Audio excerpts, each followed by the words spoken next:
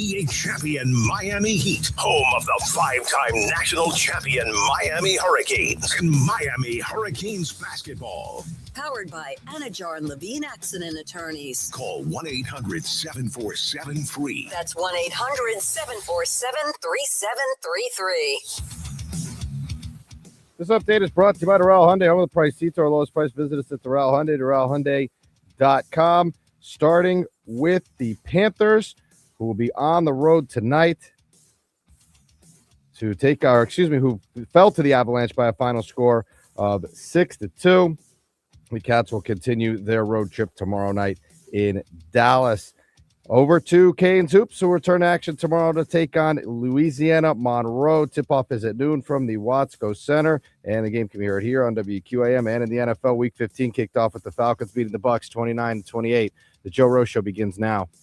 What do you tell them in the locker room after a game like this? It's inexcusable. You don't make excuses. You got to care enough where the shit hurts. You got to care enough where the shit hurts. It got to mean something to you. It's more than a job. It's your livelihood. How well do you know your job? How well can you do your job? Well, you can't sugarcoat that shit. It was inexcusable, and there's no answer for it. There's no excuse for it. That's what you tell them in the locker room. Look in the fucking mirror. Wow. That was Todd Bowles, the Tampa Bay head coach, just to give you an idea. Down the stretch we go. And Tampa Bay in a dogfight right now with the Carolina Panthers, who now have passed them in the division after a Thursday night football collapse. I'm trying to think of a nice way here to keep it cleaner than Coach could. Threw 7 F-bombs in there, same amount as wins that they now have. And it was a bad one. It was a giver, as in giveaway game. Falcons had 19 penalties, by the way, just to give you an idea. Second of all, there were just things that happened watching the end of the game this morning. It's 28-14 in the fourth quarter. Tampa Bay's up. Falcons go for 2 on their 2 touchdowns, and they don't get them. So now they score those touchdowns, but they're a couple of points short. They had to get the ball back a third time to kick a field goal. And during that time, it was just crazy. Baker Mayfield throws an interception, and then late in the game, Tampa Bay's defense has got a 3rd and 28 situation. 3rd and 28. They get about 14 on 3rd down. Now they got a 4th and 14 still. 4th and 14. They complete 2 passes and go on to get close enough, excuse me, to kick that field goal. And that was the ball game. Just a terrible, terrible loss last night for Tampa Bay, who is headed the other way and just cannot win games. It was just a crazy one. Again, the Falcons, 19 penalties. Did get a big game from Kyle Pitts and Bijan Robinson. So does that affect fantasy football last night or not? I'm not sure. We got a month left here. But those 2 guys, Kyle Pitts had a career night, 11 catches, 166 yards, and 3 touchdowns. And Bijan Robinson had one of those crazy games of a lot of running yards as well as pass catch. He made some great runs after the catch last night. So anyway, that's the way it starts for you, man. It's going to be a wild Sunday coming up, man, because it is now you're running out of games.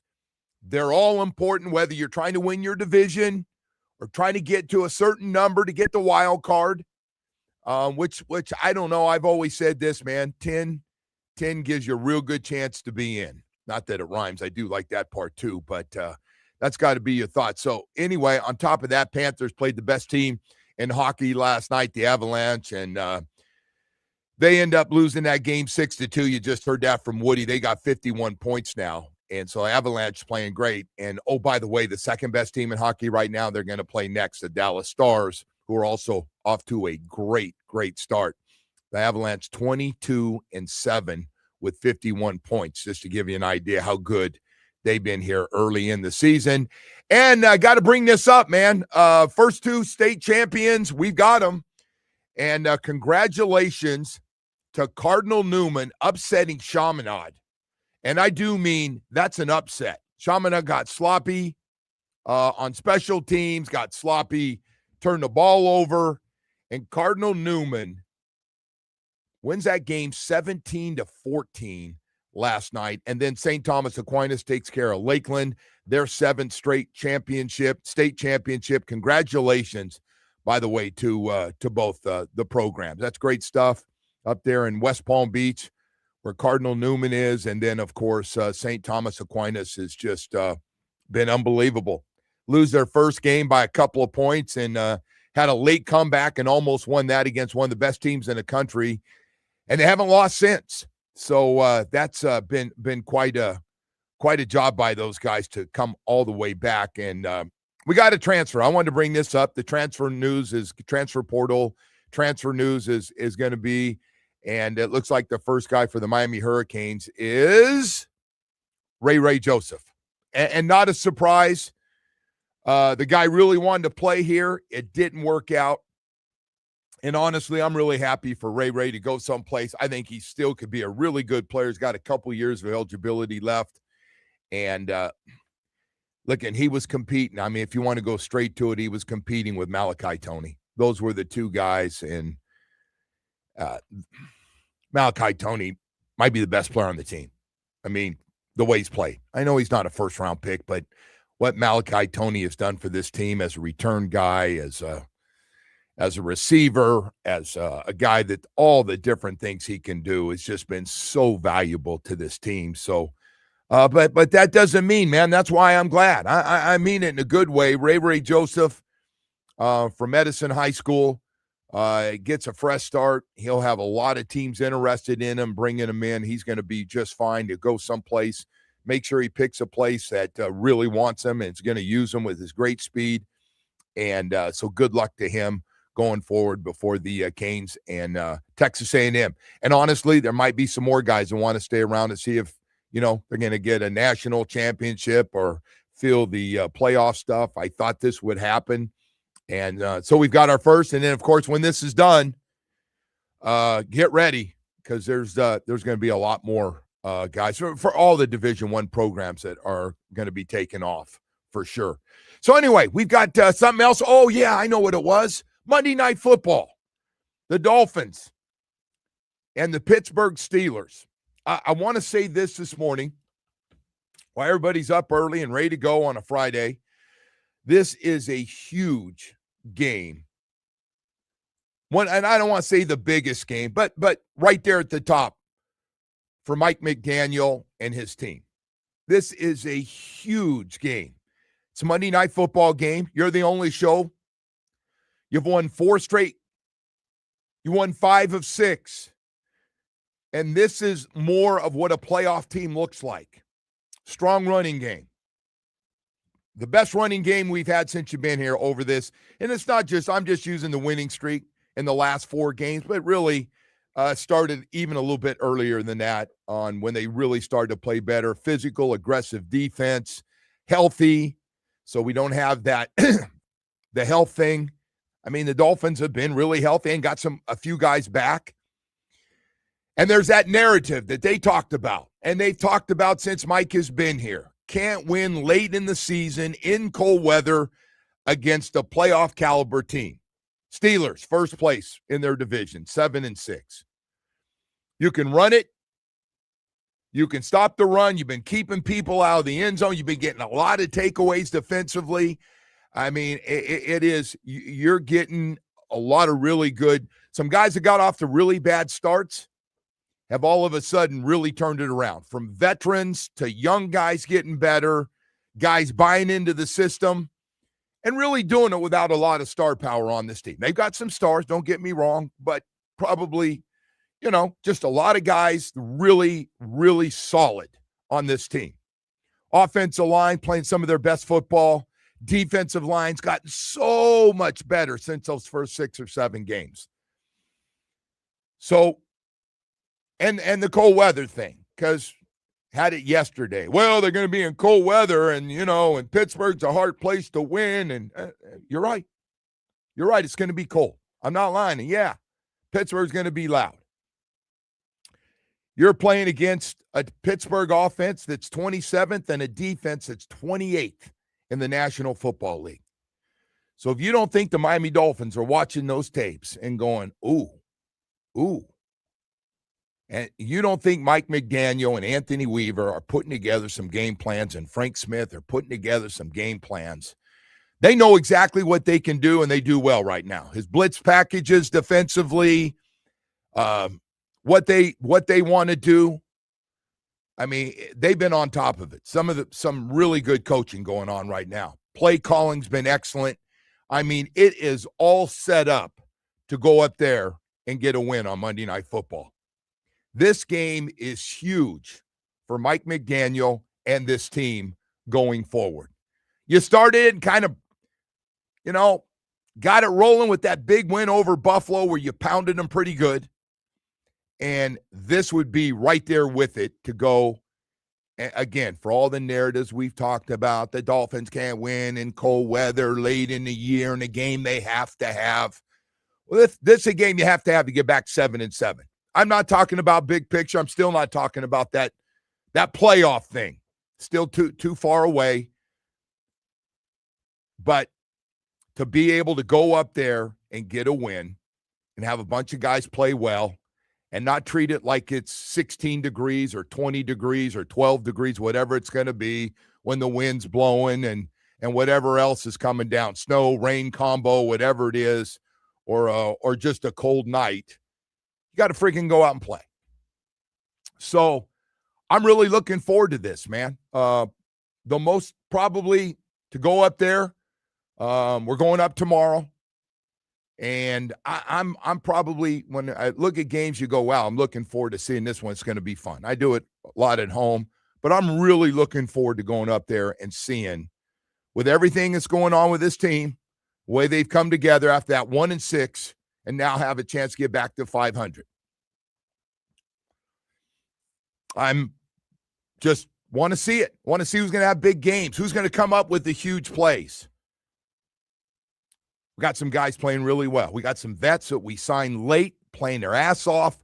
We got a bunch of young guys, especially on the D-line, getting better. Devon Achane all of a sudden is one of the best running backs. This is the best run blocking we've had. All the things you need to do for cold weather, or most of it, to get a win like this.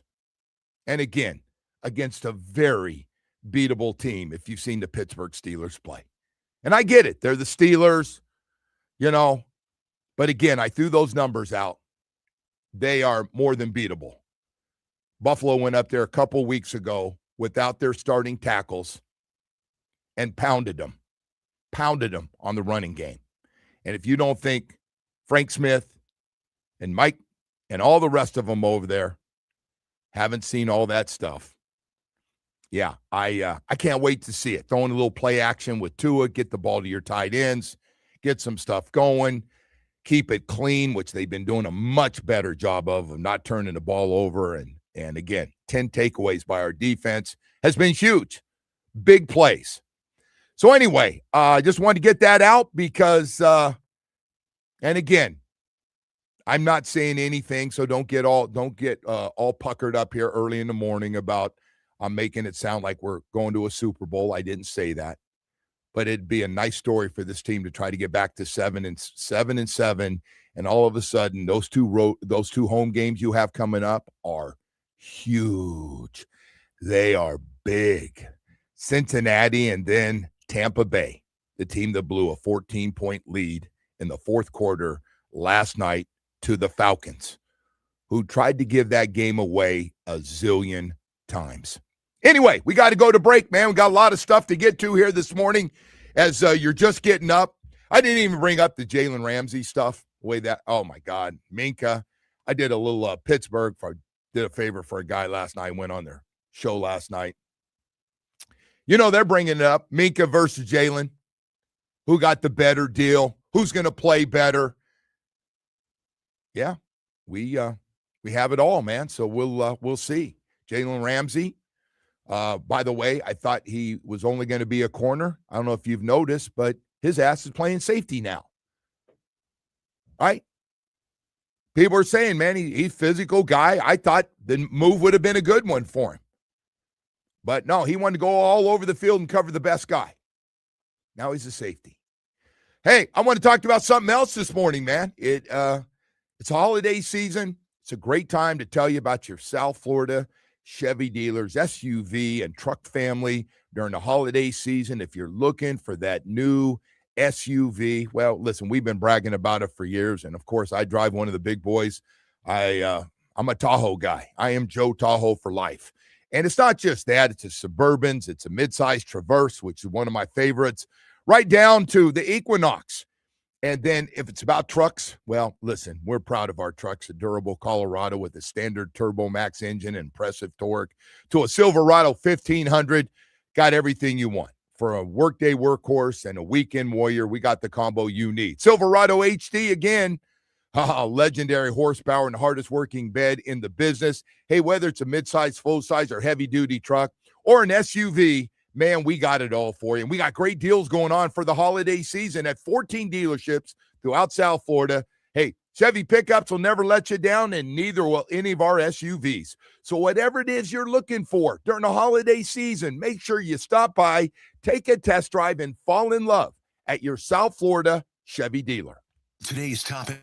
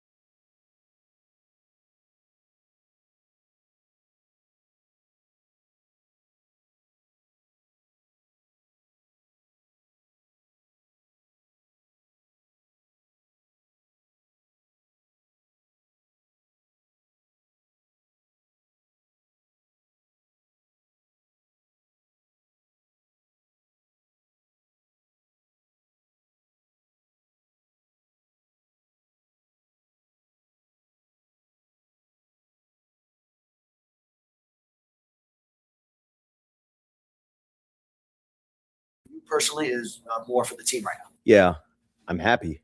As long as we're getting wins, I think that's all that matters in this league. Now, would I like to throw the ball more? Sure, but if running the ball is what's helping us win games right now, I don't see why we stop doing it. Yeah, I think there's a lot of things that go into that, with how I'm seeing it, with how I'm going through the game, with my progressions, if I'm ahead of the play, if I'm not. I think a lot of that has played a big part, being the reason as to why it's not as good or where it could be or where it has been in years past. The accomplishment for us is to go 1-0 from here on out and, make it into the dance, if you will, the playoff bracket, make it into that. And once we can get our foot in, then all bets are off. Like, we got to do whatever it takes to win. But, you can't be looking forward if you can't win this game here first. All right. Tua Tagovailoa talking about, yeah, man, we get it. We can't lose another game. And this one has got everything that you've been knocked for. Not just Tua, the team, Mike, the organization, that, here we go again. It always starts right after Thanksgiving. The Green Bay one, oh, my God, I'll never forget, right? Come back to work after Thursday night, the late night game up in Green Bay, and you lose that one, and then had some other ones. The Baltimore game comes to mind late in the year, and going up there, have a chance to have the best record in the AFC, and the next thing you know, you lose 3 straight, and you lose in the playoffs to, I believe, the Kansas City Chiefs. So listen, man, this is just another potential big step for a team that got off to an awful start. And, they look bad. They look bad everywhere. And I know there were growing pains, and got blown out a couple of times, got blown out by Cleveland, got blown out by the Colts.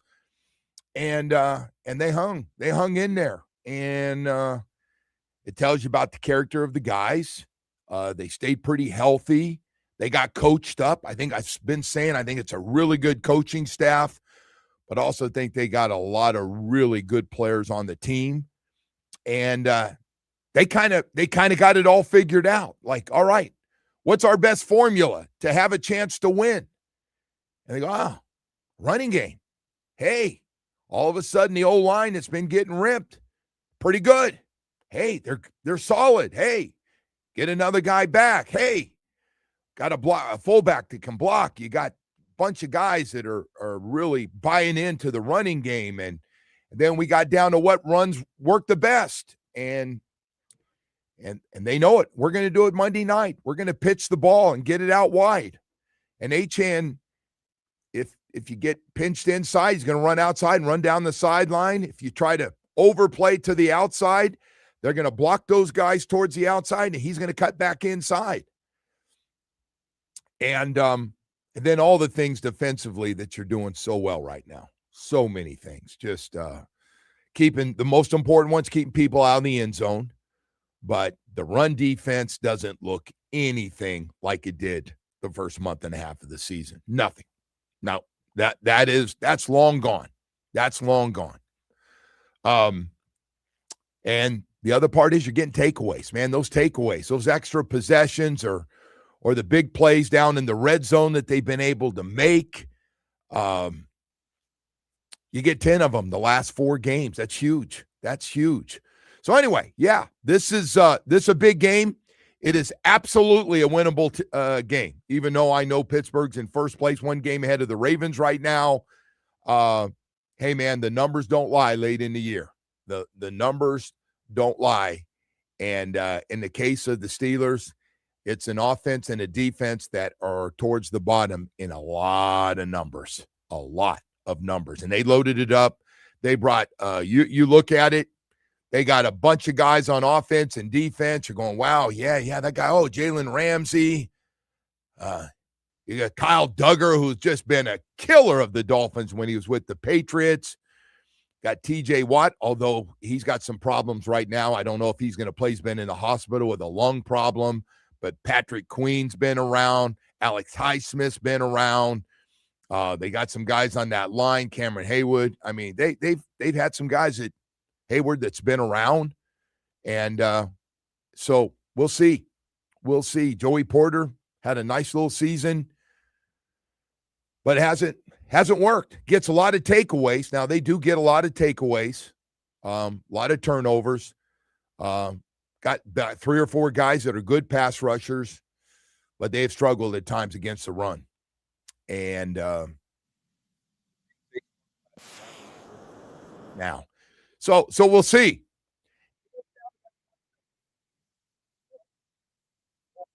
Affects you in this game. They got to play in it. I know they practice in it. I know they're around it more than we are. You just got to go up there and block it out and play. If you want that narrative to go away so you don't have to hear about it and we can find new topics down here, this is a way to do it. And I just think for Mike, he knows, like, if you're going to be a playoff team and have a chance to ever win the AFC East again, you've got, starting in November, to start winning road games November, December, and January in cold weather. When it gets cold, it's going to get cold. And we haven't done well in those games. Some of it is maybe we played better teams. We have. We played some teams that are really good. But if you're going to get to that point, I don't know if we have the talent. We're there right now. I think it's still got to be upgraded, the overall talent on this thing. But what you have right now, man, I like this group. This group plays hard, man. And I'm always curious. They did celebrate after the Atlanta, and it was great to see because you could feel everything that they were going through, and to finally get that win and put together a complete game, that was a celebration. But the rest of the games, it's been a business trip for these guys, man. They come home, they've been winning, but they treat it like they know there's a lot more work. So the team's mature. They got a good feel for this thing. They get it one game at a time. Bradley Chubb was great. He's right. Hey, man, Tua said it too. If you don't want to hear about the narrative, we got to knock them all out so we can get back and not have to answer how late in the season we can't win on the road against good teams. This isn't the Jets, it's the Steelers. And so we'll see how it goes, man. See what happens in this one. We got a lot of other stuff. We got the high school football playoffs. We got it today. We've got 2 games today, and then we'll have 2 games on Saturday. Congratulations to Cardinal Newman. Pulled off what will be the biggest upset probably in the state playoffs. Jack Daniels and his team get a 17-14 huge upset. I thought Chaminade was going to win by a couple of touchdowns. Cardinal Newman hangs in there and is able to get the win. And so congratulations to them. Also, St. Thomas Aquinas beats Lakeland, beats them up pretty good, shuts them out. And a big win for them. Another great year for that St. Thomas Aquinas team and what they've been able to do. And we got some more games. We got Renzo Reigns and Northwestern going to be playing, the Renzo Reigns Jacksonville team. And so we'll see how the Renzo Reigns do because he's already talking trash. Renzo Reigns. Talking trash. I'll guarantee you that Reigns team doesn't come in talking all that trash like they did to those Northwestern kids that whooped that butt last year and motivated those Northwestern kids. That Northwestern team is really, really good. So anyway, we've got a lot of stuff going on, plenty to get to here as we continue on. And, of course, this weekend, these games for the NFL are going to be unbelievable. You talk about some great games coming up here. We'll come back and talk about those. Can't do any better than the 2 that are ahead of you right now in the AFC East. The Bills going to New England to try to cut this thing back to 1 game difference in the AFC East. Or if New England wins, they win the division, which the Buffalo Bills have owned the last 5 years. So a lot of craziness. Chargers going to Kansas City, Houston and Arizona. I don't think we'll get into some of this stuff. I don't think, Woody, that Indy, the Colts, are going to win another game. I think they're done. Come in with a 44-year-old quarterback. How many hits you think going from coaching high school football to signing and getting hit by guys? What do you think? What do you think that's going to feel like? Hey, I've been hitting 5 years. I can't wait for that 270-pound guy or maybe a 320-pound tackle to hit me to see how it feels. It's been a while. Whatever the spread on that game is, it can't be big enough, man.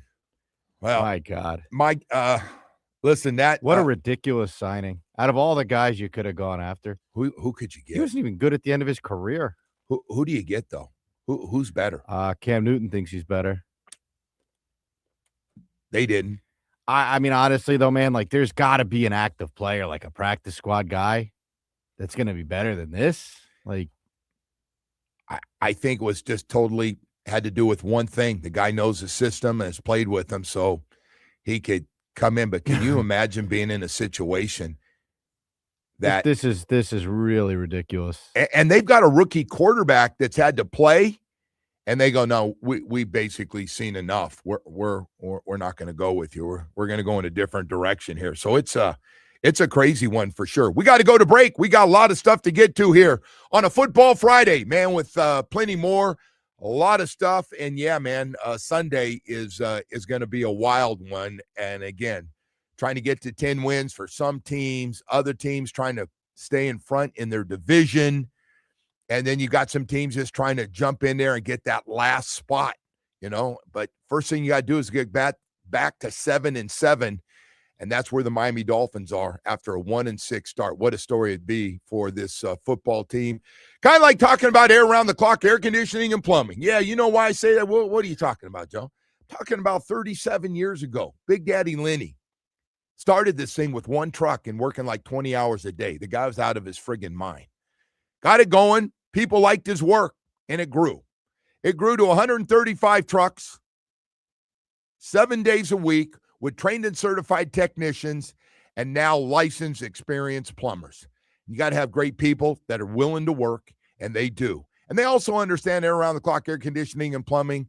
A lot of problems on Saturday and Sunday. That's why they do work 7 days a week. They have crews always out there for you, whether you need a new air conditioning unit or whether you need a new water heater. Man, they are ready to go. We got a warehouse full of air conditioning units, whether it's for your home, your rental property, or anything else where you work. Hey, man, call Air Around the Clock Air Conditioning and Plumbing. You know you're going to get great service. That's what this thing was built on. Same day. Installation is always the goal when you have a warehouse full of so many air conditioning units and water heaters. We can get it done for you quickly with financing plans and all that great experience. And, oh, by the way, we lost Big Daddy Lenny, passed away a couple years ago, but Eric and Mike and Chippy and the boys still going strong at Air Around the Clock Air Conditioning and Plumbing. I've known these guys a long, long time. I know how they work. And if you have a problem with plumbing or air conditioning, 1-888-349-6922 for Air Around the Clock Air Conditioning and Plumbing. Let's go. Time me up.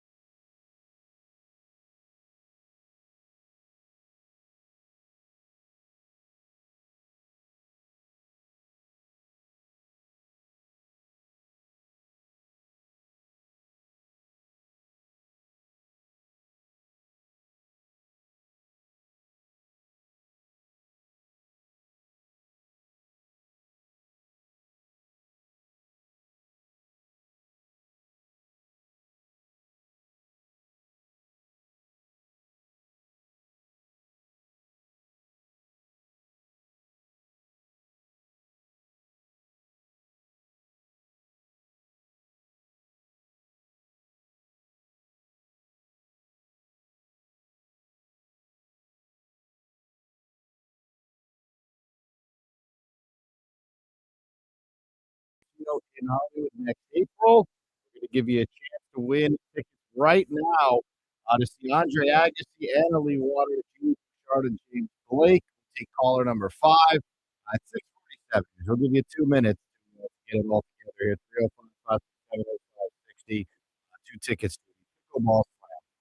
All right, if you're gonna watch pickleball, you might as well go to Hard Rock because they get good crowds for that event too. A lot of people. I'm laughing because apparently we have a pickleball problem, and I just find it funny. I just listen because I don't play. I know a lot of people do play. That these courts over at Central Park, that the locals are upset and are now confronting people who are coming from different cities to play at the pickleball courts at Central Park. And so they've had lots of problems. And I actually had somebody else say, hey, man, yeah, I went over there to play. And they saw these people a little bit older who play pickleball at Plantation, and then we pay our taxes here, and this is the city we live in. And these people, other people had come in from different cities to play. And I don't know how they put paddles down for the Knicks. I don't know what the hell they do, whoever's got it. But so anyway, it's gotten a little ugly over there at Central Park. We got our tennis courts running smoothly.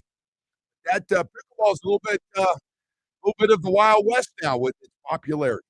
Well, I know a lot of people are playing pickleball now. So anyway, we got some tickets to watch some former great tennis players who are now playing pickleball.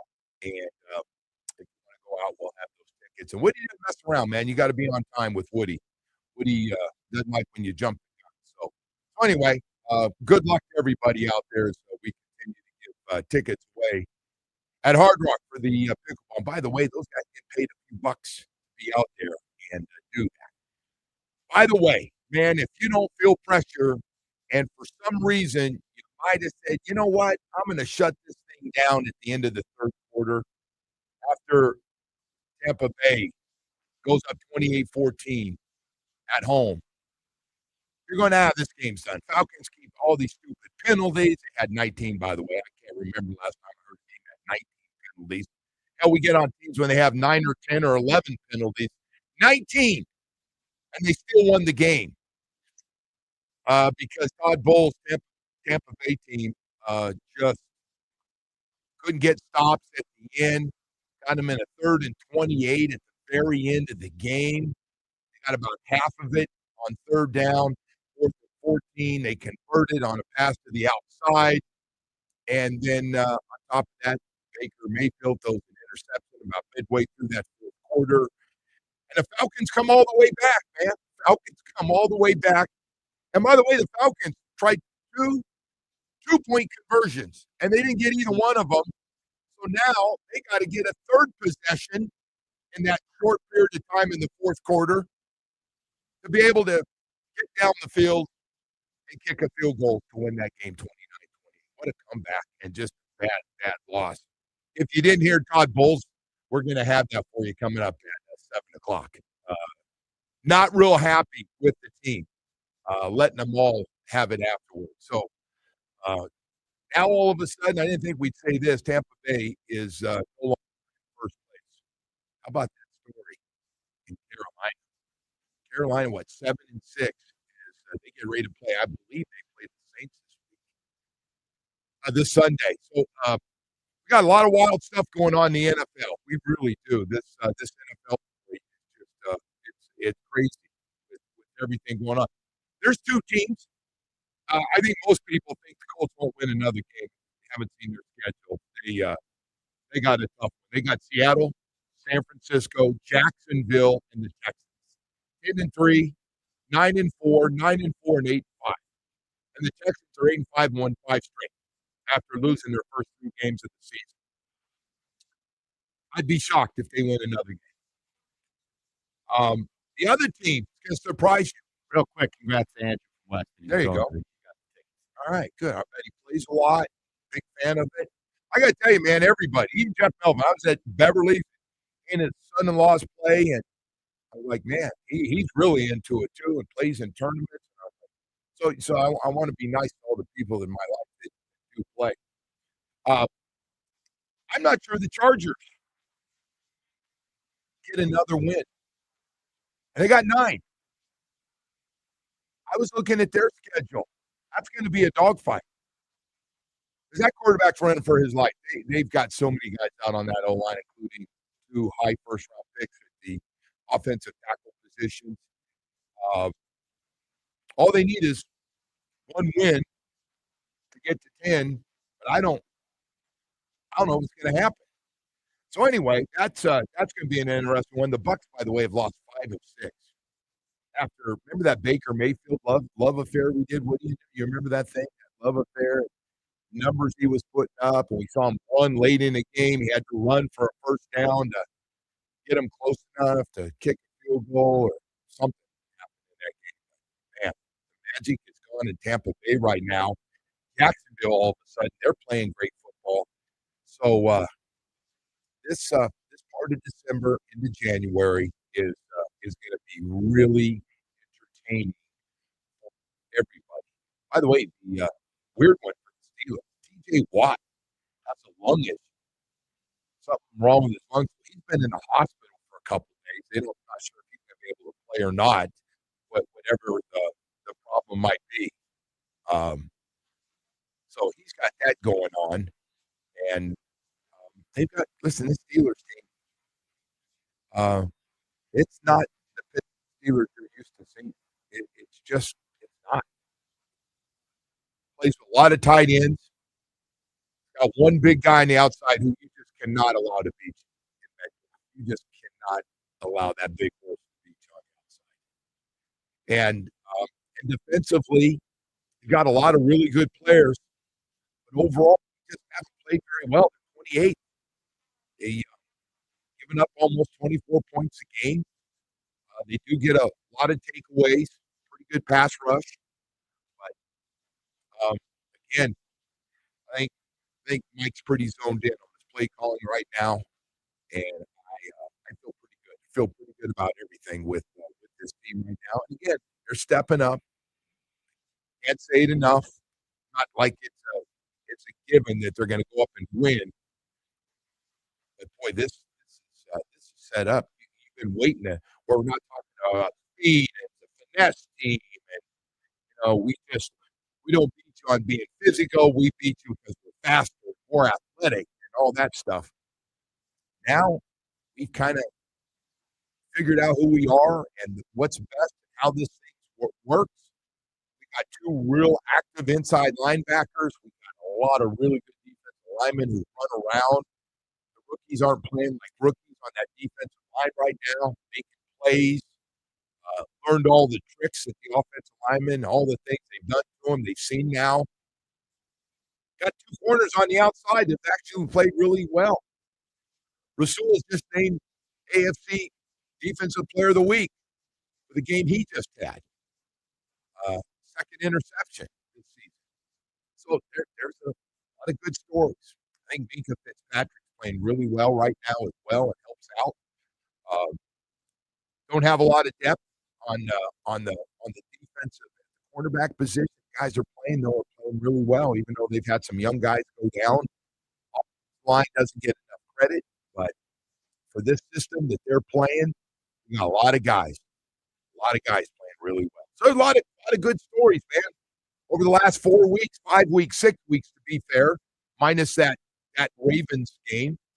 That was not pretty. And GM loses his job. A couple of his top guys underneath him lost jobs that have been here a long, long time. And we'll see. Still what's going to happen here. But they feel like you win 4 games going into November and win a couple in December, and you win 5 to 6, your confidence in a different place. I think we're all serious. I think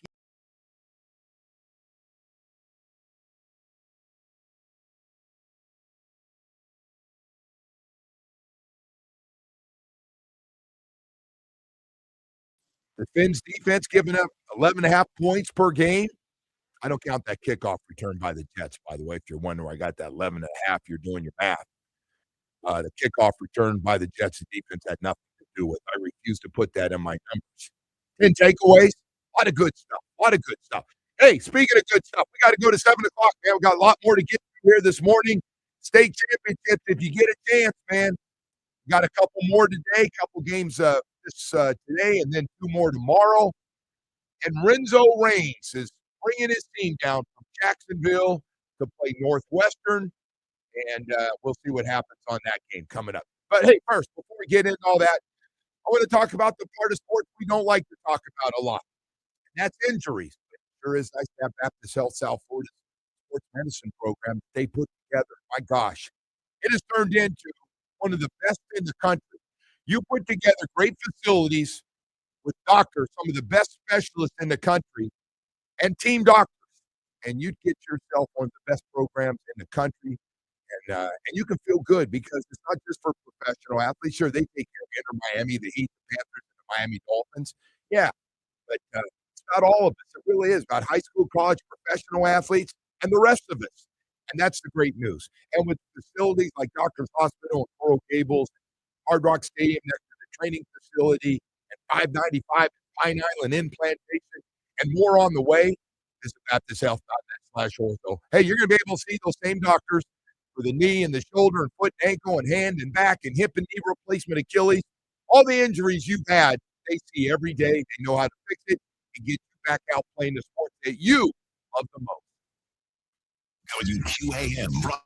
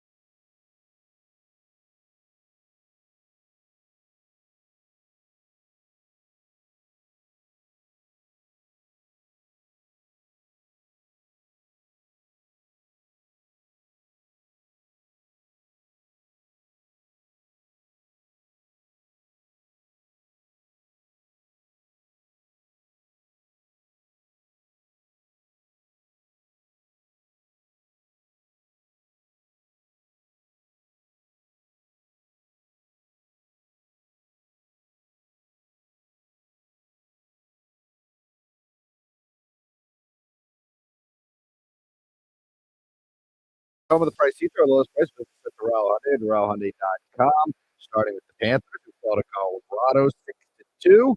Next up, the Cats head to Dallas tomorrow night. Puck drops at 8, and the game can be right here on QIM. Over to Canes Hoops. We'll host Louisiana Monroe tomorrow. Tip-off is at noon from the Watsco Center. You can catch the game here on QIM. And in the NFL, Week 15 kicked off with the Falcons, including the Bucs, 29-28. Joe, we keep watching the highlights of that game. Everything, and I mean everything, was wrong for the Bucs. Yeah, no, that was that Two is fumbles they couldn't recover. You want to know why a coach gets 14, fired up? No, they no had timeouts. Yeah, what a disaster. And you're liking your Tampa Bay defense, 3rd and 25, and you could not get a stop. Picked up about half of it on 3rd down, half on 4th down, against a guy that's just sitting back there. Just now, even more reason for the Dolphins to win, so I can throw it in all my Buck fans' faces with the same record. Well, how about that? By the way, I know the Bucks were like had one of the best records, and Baker Mayfield was the guy. Now, in fairness to Baker, he had a bad injury, which he's playing through. He made some good throws last night. He had a terrible interception at the end of the game last night. But yeah, that thing. By the way, Woody, I didn't mean to cut you off here, man, but I got to hear Todd Bowles. Todd Bowles, a pretty quiet guy, the head coach for Tampa Bay, was down here with us as interim head coach at one point in his career, and a really good coach. But after being up 28-14 at home in the 4th, here's Todd Bowles after the game. You tell them in the locker room after again. It's inexcusable. You don't make excuses. You got to care enough for where the you got to care enough for it. You got to mean something to you. It's more than a job. It's a livelihood. How well do you know your job? How well can you do your job? You can't sugarcoat it. It was inexcusable, and there's no for it. There's no excuse for it. That's what you tell them a lot.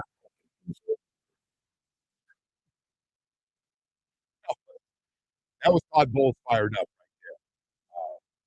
Look in the mirror. Passed out mirrors at the end of the game in the locker for every guy to look. Man, what a collapse. Atlanta made the show, man. Robinson and Pitts had huge games.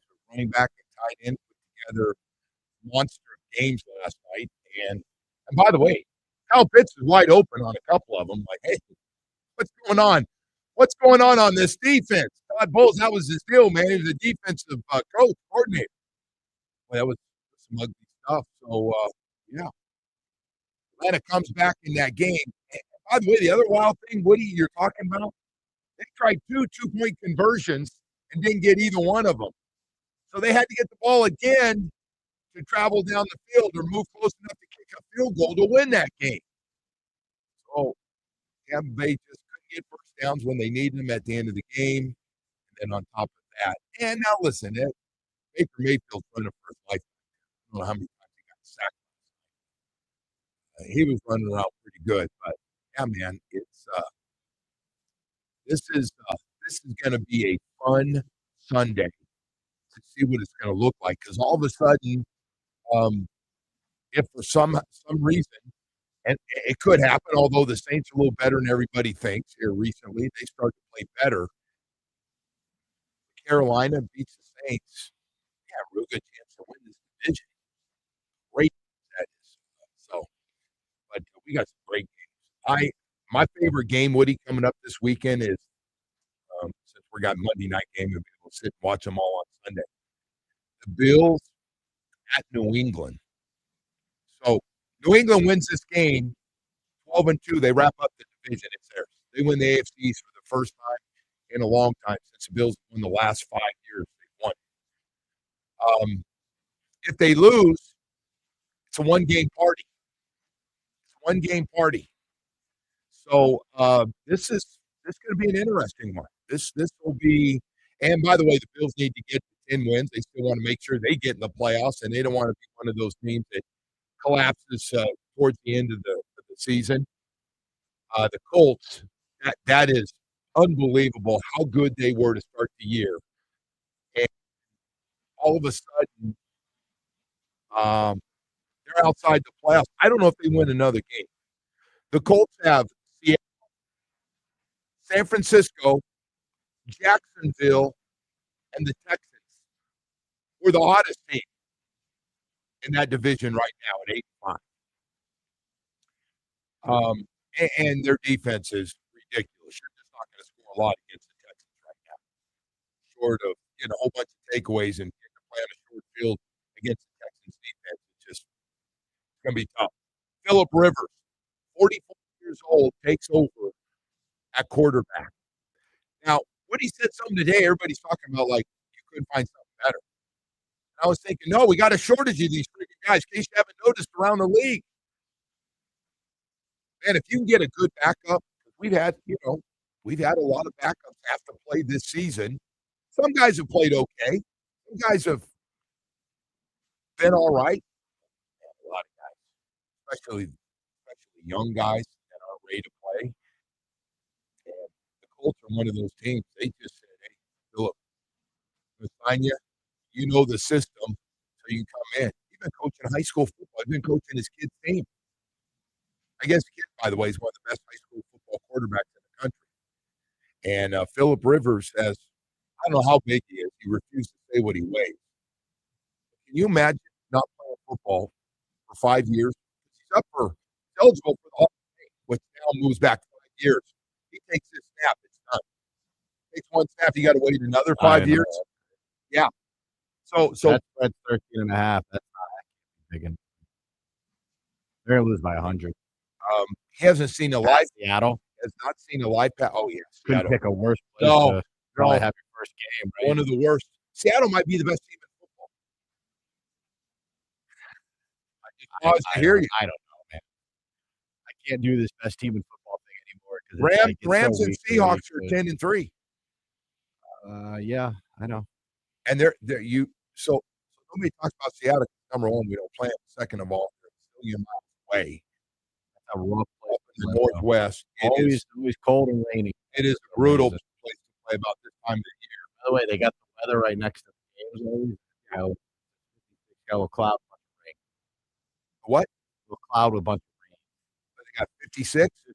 Not as cold, but that's not great weather for a home team. We can beat down a lot of places that way. A lot of places be a lot colder than that. But they got more problems than the weather. They got Phillip Rivers. I was just thinking, can you imagine? You haven't played football in 5 years. He didn't play great at the end, Woody, you're right. I mean, it was time to retire. He'd done it all. Made a lot of money. Got a zillion kids. I'm sure wanted to spend more time in their life. He's going to get hit. Like, didn't even practice this week. He's going to get hit in that game. Seattle gets after you now. Seattle will get after you.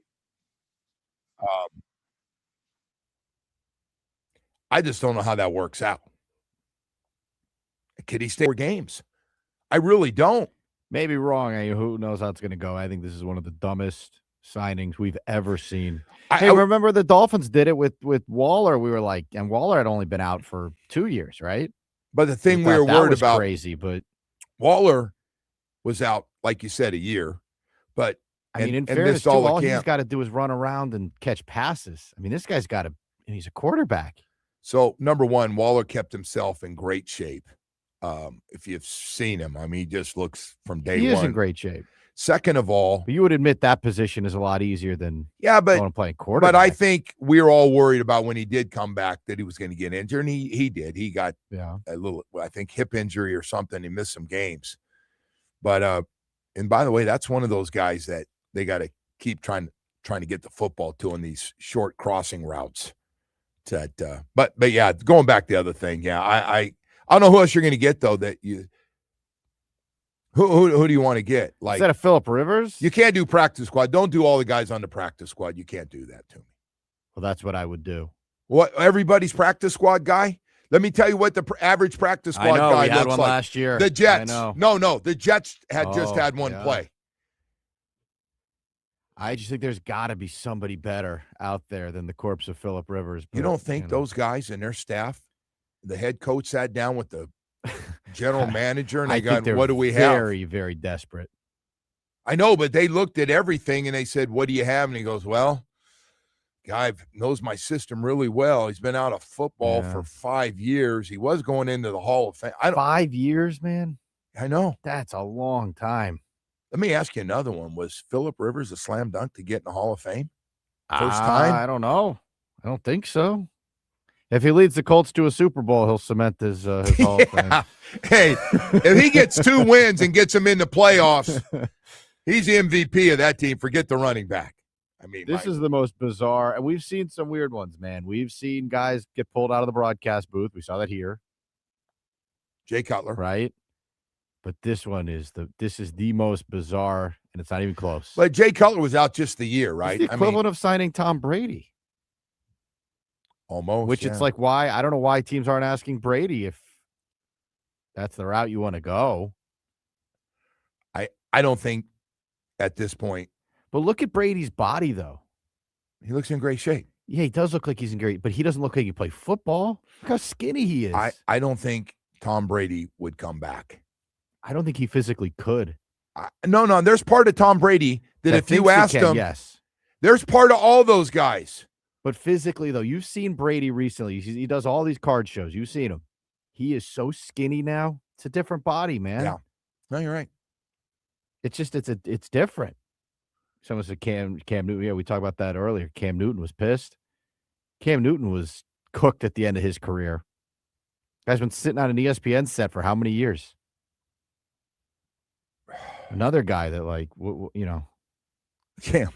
I got to tell you, when Cam was no longer a starter, it was like nobody was interested in him being a backup.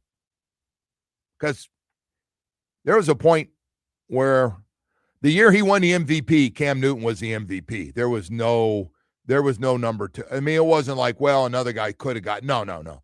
You go back and look at Cam Newton's numbers, touchdown passes, and running the football. He was Lamar on steroids. He truly was. I mean, he could. Now, he ends up being a really good. I think he's ended up being a really good first round pick. Right, but at the end there, just he took a beating. Took a beating for his style of play. He took a beating, even though he had a great career. All right, hey, listen, we got to go. Got to go to break here. Got a lot more to get to as last 4 games of the season. Last night, Woody, again, what was the spread last night on that game? Again, man, I would have lost. Bucks -5. Man, I thought Tampa Bay would just put it all together and put them away. They're up 14 in the 4th and just didn't make any plays at all on either side of the football in the 4th quarter, including an interception, and get somebody in 3rd and 4th and long, and you can't get a stop at the end of the game to win. Oh, my gosh. Hey, I'll tell you who you can win with every day. Michael Kotze at Choice Mortgage. He got an amazing offer. It's called Hometown Heroes Program, helping first responders such as law enforcement, healthcare professionals, educators, firefighters, and military vets with up to $35,000 in closing costs and down payment assistance with low fixed rates and no prepaid penalties. Give Michael a call on his cell phone or text him 561-441-2730. 561-441-2730. If you heard any of those, and that might be you, maybe it's time to call or text Michael Kotze at Choice Mortgage and learn more about the Hometown Heroes program he's put together. And I want to let you know, man, whether you're a first-time home buyer or debt consolidation and you need a mortgage and you need it quickly, he's about great service, getting you approved quickly, getting you the lowest rates to take care of you. That's what he does. And Michael Kotze has been successful and helped a lot of people over the last 30 years right here in South Florida. He works 7 days a week, so you can always get a hold of him. Call or text him. Hey, let's put some pressure on him. Call or text him this weekend. 561-441-2730. MLS 166254. Rates and terms subject to change. Daily without notice. He's an equal housing lender. W.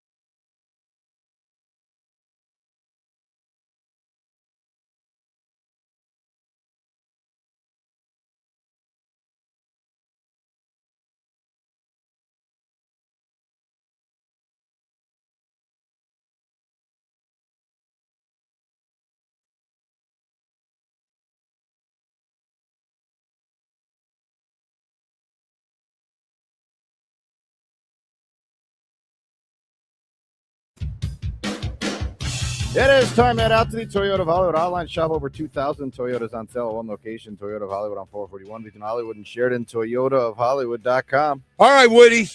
We mentioned it early in the show. We got a big old upset here in South Florida in the state finals. In the first Thursday night, 2 games, Cardinal Newman with a huge, and I mean huge upset over Chaminade, 17-14. Jack Daniels, who was probably getting tired of hearing about Chaminade, did something about it last night and got the first state championship started. Blue, as we say good morning to you, how big upset was that, Blue? It was big. Obviously, it was big. First time that they've ever been there. 10th straight time that Chaminade was there. And but I told you last week when I saw Cardinal Newman play against Carrollwood Day, I said, Chaminade's got to bring their A game.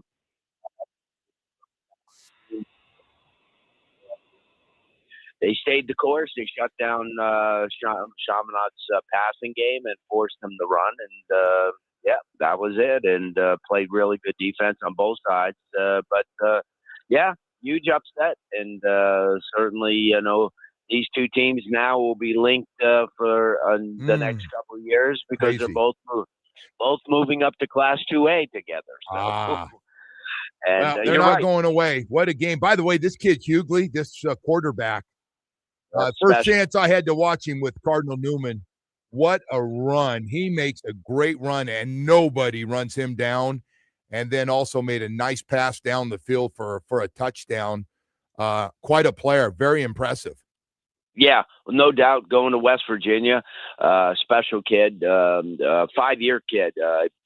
Started out at Glades Day in Belle Glade and then moved over to Cardinal Newman and has had the opportunity, Joe, to put himself on display this year because they played a pretty tough schedule. And certainly, like you said, it's crazy because everybody at the end of the game is, here's Jack Daniels just, it was another game. He's been at this a long time. Yeah. And the winning a state title is everything. But, I've never seen somebody so quite reserved. And, and he knows it's all about the kids. And, huge win. Huge win. Hey, so let's get to that other matchup that, boy, you and I have seen, going way back, St. Thomas Aquinas and Lakeland. And last night, boy, St. Thomas sent a little message maybe to everybody here in South Florida and everywhere else. They win another game and 7th straight championship, but they won big. What was it, 29-0, 7 straight state titles. Wow. 17 overall, 7 straight titles, dominant defensive performance that, it looked like actually the kicker, Johnny D. Salvatore, he won the MVP. He kicked 5 field goals, which was crazy because I came over to him like in the third quarter. I said, wow. I said, you're going to win the MVP. And he goes, I'm not finished yet. And he tied the record, which is crazy, for 5 field goals in the state championship game. He really wanted to get that other, to get that other shot. Yeah, that's awesome. Yeah. And he's a senior and it showed part of the game that a lot of people don't see about St. Thomas Aquinas. Their special teams. They're always have elite punters. Their punter, from last year or 2 years ago is at Texas now and doing real well. And then, their kickers forever, do extremely well. But, you have to feel good for this program and especially, a quarterback like Mason Mallory. He won the state title last year as the quarterback for West Boca. And made the transfer over this year, and he stole the show as well. And, that was one of the very few quarterbacks to win 2 state championships with 2 different teams. And, by the way, tomorrow morning or tomorrow afternoon, the quarterback from American Heritage will have the same opportunity. Yeah, that's right. He won it last year with Northwestern. But, what a great, starting off on Wednesday, probably – you talk to a lot of people, but Cardinal Mooney has been probably the most impressive team. I mean, they went out and scored every single time against Jacksonville Bulls. They scored all 9 times, and they looked really impressive. And they have a lot of good talent. And then this afternoon, it's a little local, another Palm Beach versus Broward. West Broward against making their first appearance against West Boca. Hey, Blue, just so I know, West Boca, big favorite to you in this game? Well, I don't know about big favorites, but they are favorites because they were here last year. They're defending state champions, and I think, they're not as much of an offensive juggernaut as they were last year. So I think the game will be close no matter what. And then tonight you have the probably the largest crowd that stadium has probably seen this year, FIU included, when Northwestern and their throngs of fans will invade the game at 7:30 against Reigns in a rematch, Jacksonville Reigns. And so you have 2 really good games today. And then tomorrow we cap things off, American Heritage and Orlando Jones in a rematch. And Orlando Jones, for a lot of Miami fans, have Darian Coleman, the quarterback. And last year when he faced off with Malachi Toney, who actually stole the show last year by going 15-15. And then tomorrow night, Vero Beach gets an opportunity, undefeated team against Lake Mary, who was here last year. So you got tremendous games the rest of the way, but you can't beat yesterday. What an upset, man. I know everybody's going to be today when if they didn't know, because Chaminade's just been so dominant for so long and looked like, again, with the player of the year here in South Florida, the running back and everything, for Cardinal Newman to come in here, really not getting a whole lot of respect in Dayton Broward. Well, they will for sure now. I do want to get back to Renzo Reigns and Northwestern, both 13-0. Who do you like in this game, Blue? Northwestern ran the clock on them last year, and it was 41-0. So, I think Reigns has gotten a lot better. But Northwestern, we know, Joe, they take care of business, and and this is an opportunity, for them to win a second straight, because you never know what's going to happen next year. Who's going to coach where, and a lot of changes are being made. But and Reigns will bring down some people. I know it's a school day, but I'm sure they're letting those kids off, and some of the I'm sure they have fan buses. But I'll tell you what, it's going to be 70-1 Northwestern fans, definitely, and it's and they're going to be loaded, and obviously it's going to be a really good game, and we're going to see a lot of talent. A lot of talent on both sides, and Reigns also has some kids, and keep in mind the quarterback Tim Cole last year had 170 yards of offense. They just couldn't score, and he may be the difference tonight in Reigns at least keeping the game close. So Blue, one of the best stories for me is this a really good group of quarterbacks that we're going to be watching in these finals. This you can really see Northwestern's got this young quarterback. What is he, a sophomore? I know everybody's been telling me about him, Joe, like he's got the goods to be different level good. No doubt. No doubt, Neiman Lawrence, and he threw for 7 touchdowns against Central, so that'll kind of show you what type of quarterback he is. And then, like I mentioned tonight, you have Tim Cole on the other side, and today you have 2 really good quarterbacks playing in the West Broward West Boca game, and but a lot of the focus too on that game will be Javion Mallory, the University of Miami signee at running back. He missed last year's state championship game with an injury. He won last week. He won the game against Armwood, which I thought was probably one of the biggest upsets of the playoffs, because Armwood was undefeated and they're loaded, and they only gave up 50 points all year, and they went up there and beat them and put them in a situation. Then you get a team like West Broward and Coach McCartney, and they went up. Great story. What a story! Yeah, easily one of the best stories. Because of the fact that they're making their first appearance in the state championship game, and let's face it, the public schools don't get enough play. They don't. And when you get a public school like a West Broward and a West Boca, I think that's great for the sport, and certainly it's going to be an interesting day, long day yesterday. Yeah, but it's in your backyard, man. The drive home's not as bad for a guy that doesn't sleep a lot anyway, Blue. It's good for you, man. Well, I hear you. But getting there at 9:30 in the morning, coming home at midnight is a little taxing, even for a young man like me. You know? I know. So, but, hey, Blue, but it's, yeah, before I let you go, I got to ask you. So, American Heritage Plantation played a tough-ass schedule. No question about it. Oh, yeah. And I know a lot of the parents over there. I'm not going to lie to you. How do they match up with this Orlando Jones team?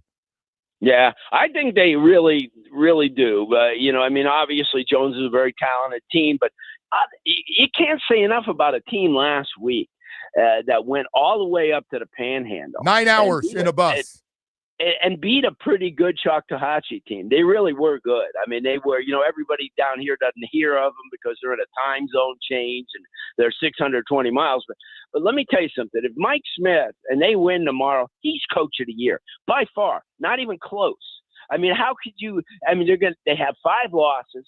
But as you mentioned, by the way, they came from 28 down to win the opener against St. Joe's of Pennsylvania, and then came back and had to play St. Thomas and had to play Central and had to play American and play in Chaminade. Yeah. And then, they played everybody. Yeah. Oh, yeah. Yeah. And even in their district. So, yeah, I think if they come through yet tomorrow and they win, Mike Smith's done a great job, and you can't say enough about it. And, the Coach Victram from Northwestern, he took over a team that, Teddy Bridgewater pretty much, controlled last year, and he's done a great job, and he has that team undefeated. And, there's a lot of great coaching going on, and you saw it yesterday with Jack Daniels and obviously Roger Harry. I can't say enough about what St. Thomas Aquinas does. I know a lot of people are tired that we beat that horse a lot, but hey, listen, you got a team like that. They're probably one of the most dominating high school football teams in the history of the state.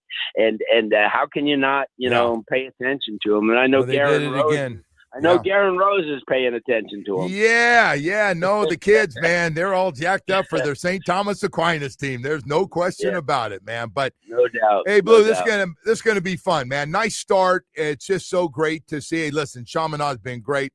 I love the coach over there too. But so somebody called me last night. Did they look a little flat to you? Like they thought they were going to show up? Somebody said, Chaminade just thought they're going to walk in. I go, I don't know about that. It's a state finals. You're ready to go, aren't you? Yeah, I don't know about being flat. I just think that it was a great game plan by Cardinal Newman. And let's, people may not know Jack Daniels in this generation, but what he did for Dwyer and all those good years, point.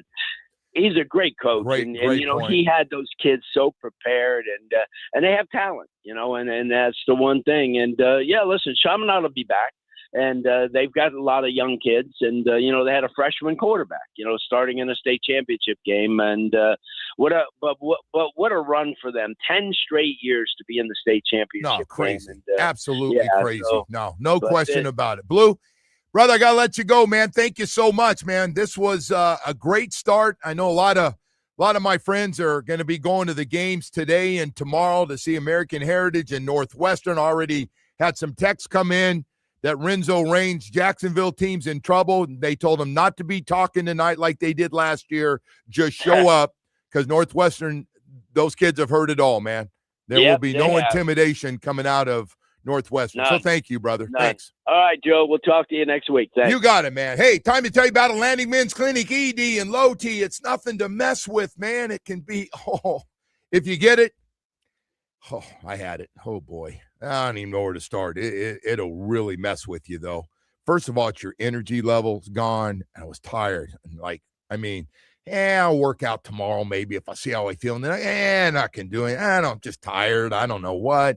Then I didn't feel like doing things on the weekends because you don't want to go out and go, I'm just tired. Can we go out tomorrow? And it really. And then the sex drive. That's a whole different animal. All of a sudden, hit and miss. And then it was just miss and trying to figure that one out. And oh my gosh. And it's got to be better. This is not the way I want to go into the fourth quarter of life, man, with ED and Low T. So, I did. I went to Atlantic Men's Clinic, and I had great results, man, and I want to share with everybody. I got the PSA test. I met with their professional staff, had an honest conversation what I was going through, and they explained, hey, man, happens to everybody, Joe. It was just your turn. And I didn't realize that every guy out there at some point, some guys in their 40s, some in their 50s, some in their 60s, but it's going to happen. Doesn't matter who you are. Doesn't matter what size or what color. It's going to happen. And it's a great holiday gift to help guys get rid of it, because I can't think of a better gift when you talk about Atlantic Men's Clinic, knocking out ED and low T, getting your sex drive and your energy back. How's that sound for the holiday season? If it sounds good, because it sounded good to me about a year and a half ago, and I'm on it and all in. 7 locations in South Florida to serve you. A brand new location in Hollywood. 877-455-7300. Please set up that first appointment and go, ho, ho, ho. I want to join the show with Atlantic Men's Clinic. Do it, man. You'll get great results fast at AtlanticMen'sClinic.com.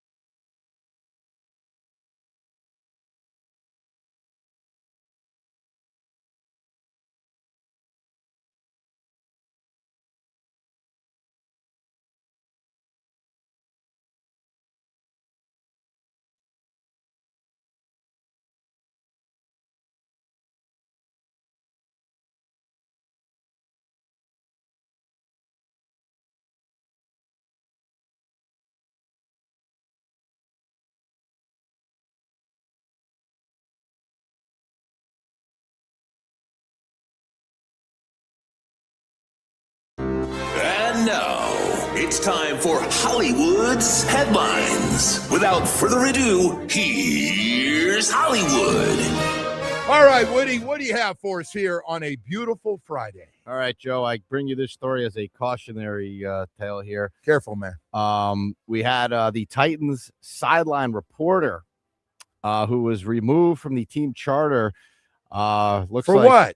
Well, he shared a story. He's got a because everyone's got a show or a podcast or whatever. Oh boy, be careful on that. And I guess, long story short, here, Cam Ward had said something in the post game about how he was still upset. They had won, right? The Titans won, and he was still not thrilled that the team stinks and the record's not very good. And so one of the players had gotten on like the loudspeaker on the plane and said something about it. Anyway, what happened was the guy relayed the story to his listeners, and that is a no-go, apparently. Whatever happens on the plane is absolutely.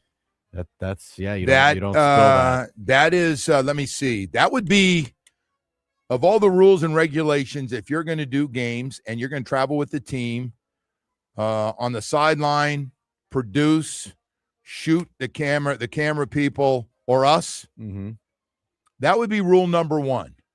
So you see a fist fight, you see whatever you see, it better stay with yourself. Yeah. Or they get rid of you. That'd be instant. That no matter who you are, you're gone. Yeah, you're gone. So he relayed the story where the guy, it was a defensive end, Arden Key, got on the plane's intercom system, told his teammates to disregard the comments that Cam Ward had made and to enjoy the win. Okay. So I could see why certainly they wouldn't want anything getting out, but especially they probably would not want a story like that getting out. They're already a really bad team, and now they're going, okay, veteran players. Yeah, it's just a bad look. Bad look. And always goes back to coach, right? The coach, what the hell is he letting us go? Guy jumping on. And was he drinking and all that stuff? Yeah. All right. Anyway, Joe, what else you got? Speaking of a bad look here, the continued downfall of tennis here, as we had a tennis pro now suspended 20 years for alleged for a match fixing syndicate here. The International Tennis Integrity Agency. Are you familiar with this agency? No. I just like to go out and sweat, Woody. French. If it's close, it's in, Woody. That's me. French tennis professional Quentin. His last name is spelled Folliot. How would you say that in French? Since that's your expertise. Is that Follier? Follier? You're such an idiot. That's the one nice thing. I had a nice time, and people over there were nice. You've been killing me for it. I didn't come home ripping the people that live over there. He has been suspended for 20 years, Joe. He's 26. He received a $70,000 fine, required to return $44,000 in corrupt payments after he was found to commit 27 breaches of the tennis anti-corruption program. He's done. He won't be able to get a ticket to watch a match on the sideline courts. He was ranked number 488 in August of 2022, and he only made $60,000 in career earnings. Yeah, that's a lot of those little mini tournaments. It says that the ITIA said that Follier, was that how you said Follier? I don't know, Woody. Was a central figure in what it called a tennis match fixing syndicate.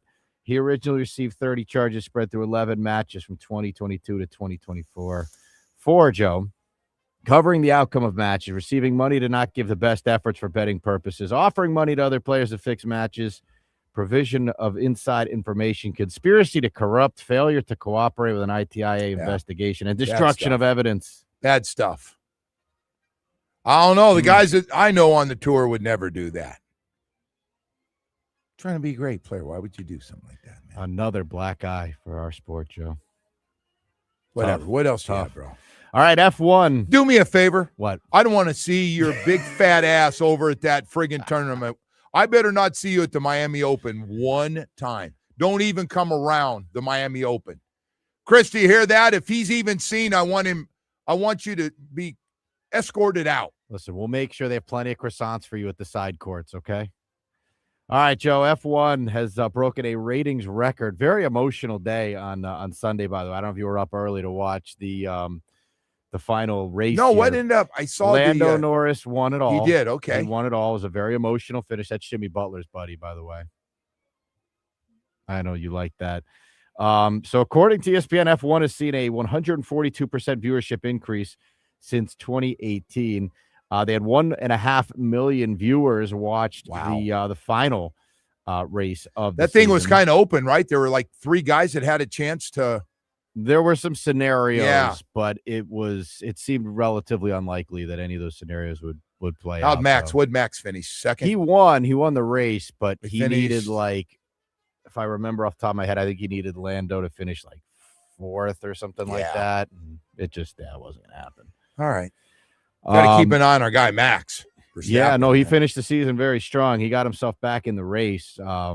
Got some things figured out on the car, lost it a little bit, but they got it back. Now listen to this, though, Joe. F1's moving to Apple TV in the U.S. starting next year. Deal reportedly worth $700 million over 5 years. But the F1 is about to make some big changes here. Starting in 2026, they have widespread rule changes that will impact the build of cars and the potential shakeup of the championship, including lighter cars, a redesigned power unit, and smaller tires. Teams will also have an increased budget cap of $215 million, up from $135 million to build their cars. Trying to get everybody to play under the same amount of, just like we're doing in professional sports here. Yeah, it's only $235 on a little cap, to a racing cap. I like that. Cars. I don't understand all the other stuff, the lighter car and the smaller tires. I don't. They said the cars might be slower, they said, but it will be more competitive. Okay. Races will be closer. And our final one here, Joe. I know this one stings for you as well. We had the final pennies finally minted here. 696 pennies were put up for auction here. These were the final ones. And they sold for $16.7 million. They were sold in groups of 3. The first little pairing of 3 sold for $200,000. The final pennies, Joe, the last 3 ever printed, sold for $800,000. Wow. Someone had to have them. What do you we had this discussion one day. Yes, I don't pick up a penny. All right. I don't risk a Too back good, injury for a penny. Yeah. I just have no use for them. And clearly Now nobody you're a big does. timer. No, clearly You're a nobody big timer. does because they stopped making them. Hey, we got Alan Poupart, SI.com Dolphins and host of All Dolphins podcast. Alan's been around the team for a long, long time. He's going to join us coming up here in a few minutes. We'll talk a lot about the upcoming Monday Night Football game. Pittsburgh Steelers and the Miami Dolphins trying to get back to 7-7 in the cold weather. You know all the narratives. I'm not going to get into it, but I will get into this morning. Hurricane season is over. That's the good news. But, man, it's now time officially to protect your home with Loctite Impact windows, doors, and roofing. Chev always says, Joe, people need to do it, man. I'm doing everything we can possible to make it. Man, you can pay later. If you got no leaky roof, replace your old roof now, you can pay later. Loctite Impact offers the highest quality roofing materials with lifetime warranty plus thousands of 5-star reviews. You can save big on their legendary state-of-the-art Impact windows and doors. Impact windows as low as $6 per window per month installed. They cover all of South Florida. Don't wait for the next storm. It's time. You've held off. We've been lucky down here in South Florida, but sooner or later, you never know. Why take a chance? Visit LoctiteImpact.com. Again, LoctiteImpact.com or call 954-500-LOCK. They got a great staff to answer all your questions and get the process started with Loctite Impact windows, doors, and roofing.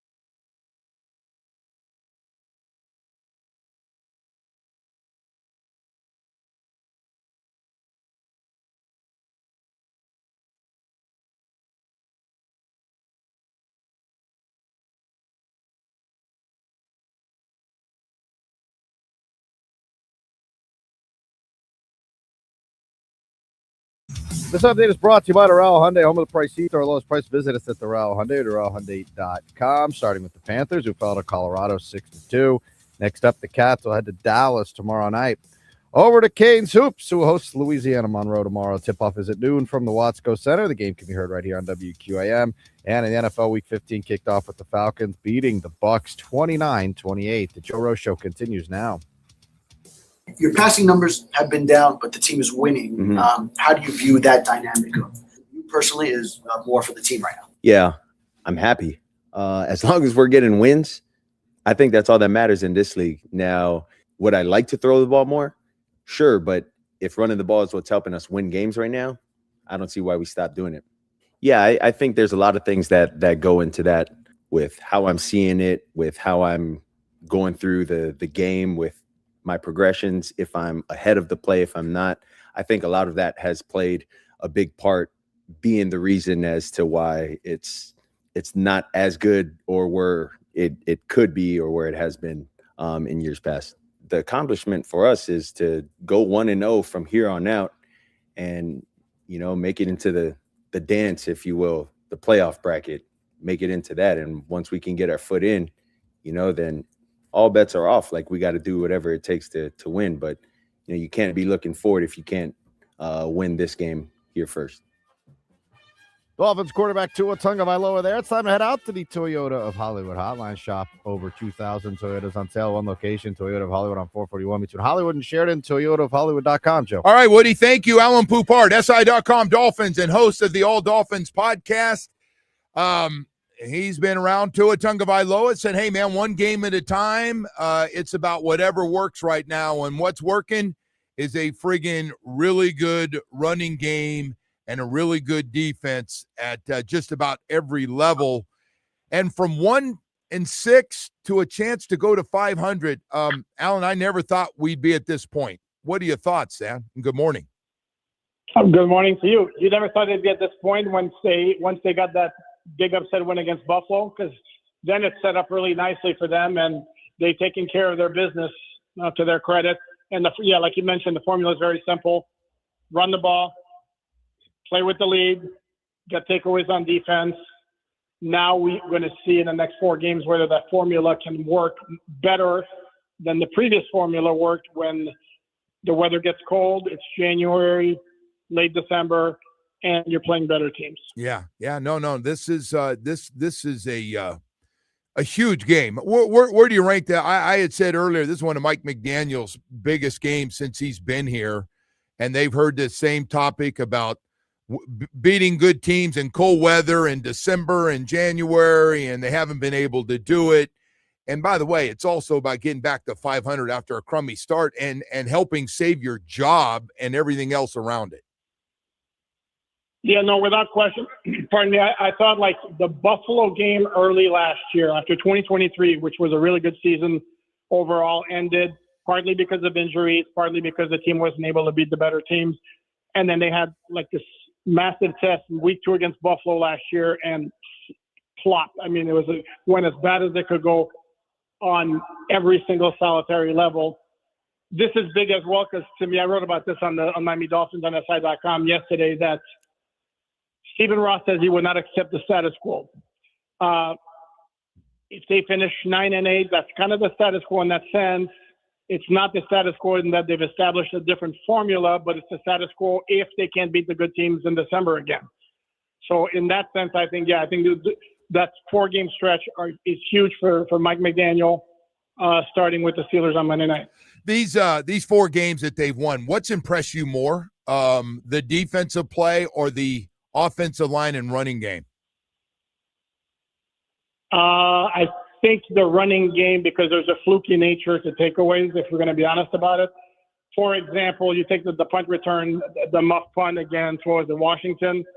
That's much more, error by Washington, and it was a great play by the Dolphin defense. Whereas the running game would be more about the Dolphins taking care of their business. Hey, so as we move on, what's your take on? You heard Tua talking about, hey, I'm gonna do whatever. I know my numbers are way down. I got to ask you this question because everybody's talking about it. You think Mike's gotten to a point where he completely trusts? Because I felt like he let him start to throw the ball a little bit in that last game, and it wasn't going great, and he went, screw that. Let's get back and pound it with Jalen Wright and Ollie Gordon. Did you feel that way a little bit or no? Yeah, to me, one of the more telltale signs of where Mike McDaniel is with Tua was the game against New Orleans.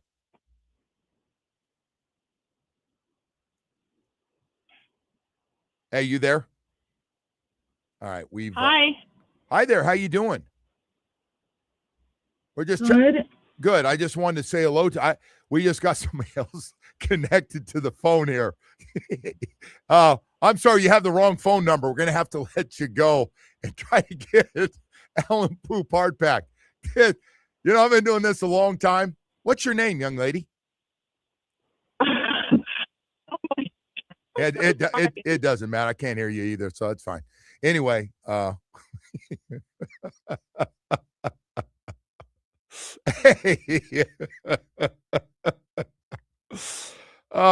somehow we went from Alan Poupart. We had dead air, and then a lady jumps on the phone, jumps in there. Somebody clicked over to his phone, started talking. Oh, man. All right. Hey, listen, it's that kind of day here. It's that kind of day on a Friday here, but kind of crazy. We're trying to get Alan Poupart back here right now. Were we able to get him back? We have him. Alan, you there? Yeah, I'm here. By the way, that was a strange. I've never had that happen. 35 years of radio. I was talking to you. It got real quiet, and then some lady goes, "Hey, how you doing?" That may have been my wife, actually. Hey, I started to ask her if she wanted to play tennis with me or something. Good. Alan, good thing I didn't say anything. Hey, we were just talking about Tua Tagovailoa and Mike's confidence going forward, or is it just more about, hey, man, we're doing one thing really well. We're going to focus on that, and when Tua can help us with throws, I trust him, we'll do them. Yeah, and I was providing you with this absolutely brilliant, award-winning answer, and I guess it didn't go through. So let me try to replicate it, even though I can't muster that many thoughts that often. So here's the thing: the game against New Orleans, the end of the first half, was a little troubling in terms of where Mike stands with Tua, because if you recall, they played extraordinarily conservatively, went for the field goal. Yes. And in years past, I'm sorry, but that ball's in the air. They're throwing the ball, trying to score a touchdown, right, not settle the field goal. Against the Jets, they got up to such a quick lead, 21-0. Then I get the sense, not that that's anything McDaniel would ever admit, I get the sense they wanted to try to get some confidence going with the passing game. So they went away from the running game for that stretch. And what happened, I think they like 4 straight 3-and-outs. Right. And then it was like, okay, it's not working. Let's go back to the running game. Right. I think McDaniel would like to get that passing game going at some point because, look, it'd be absolutely fantastic if the Dolphins can run for 160 yards every single game the rest of the way, but that's probably not realistic. At some point, the passing game, specifically Tua, is going to have to step up and get things going, and right now it's not happening. Hey, so let's talk about Devon Achane. He's been really good since he's been here. He's been at a different level this season. He is breaking a ridiculous amount of tackles, his patience. What have you seen has been the biggest improvement with Devon Achane? Oh, you just said it.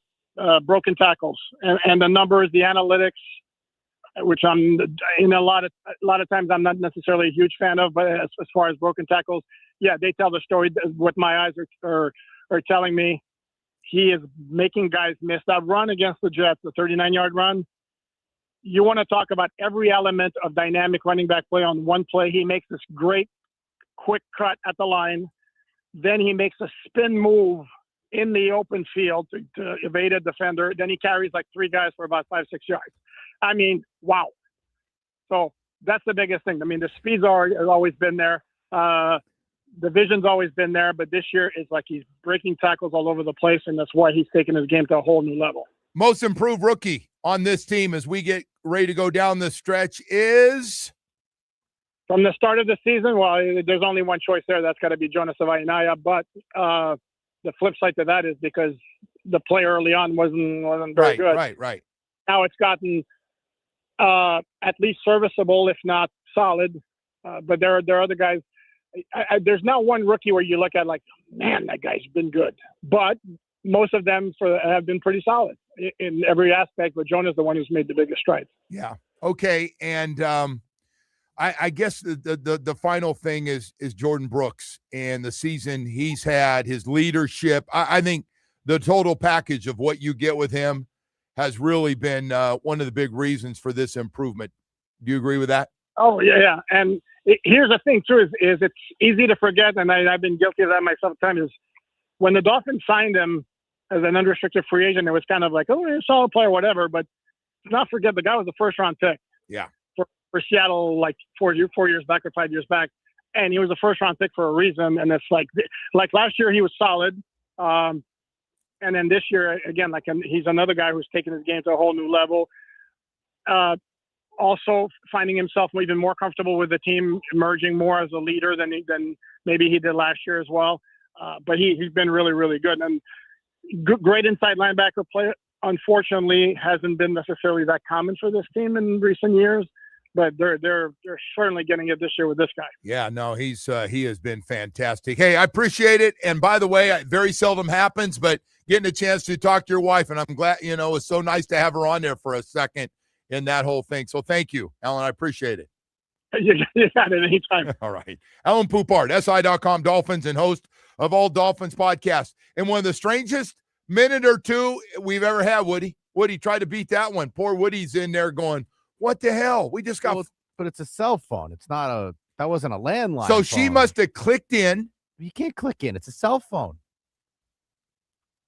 I understand, like, if you have an old landline, like, yes, the other person could pick up the phone and you could talk. But that's his cell phone. I mean, I text him on that number. I don't know how that happened.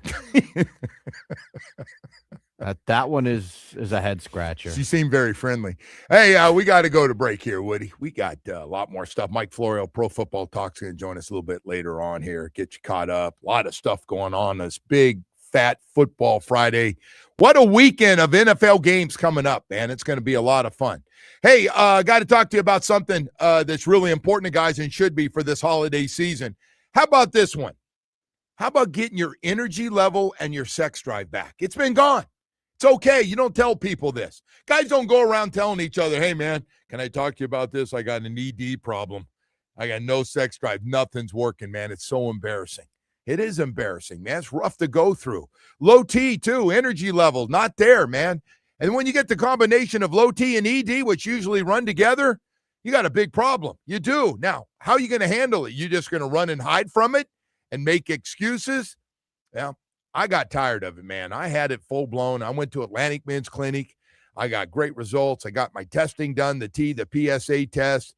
I had the test dose done. And then on top of everything else, I met with that professional staff.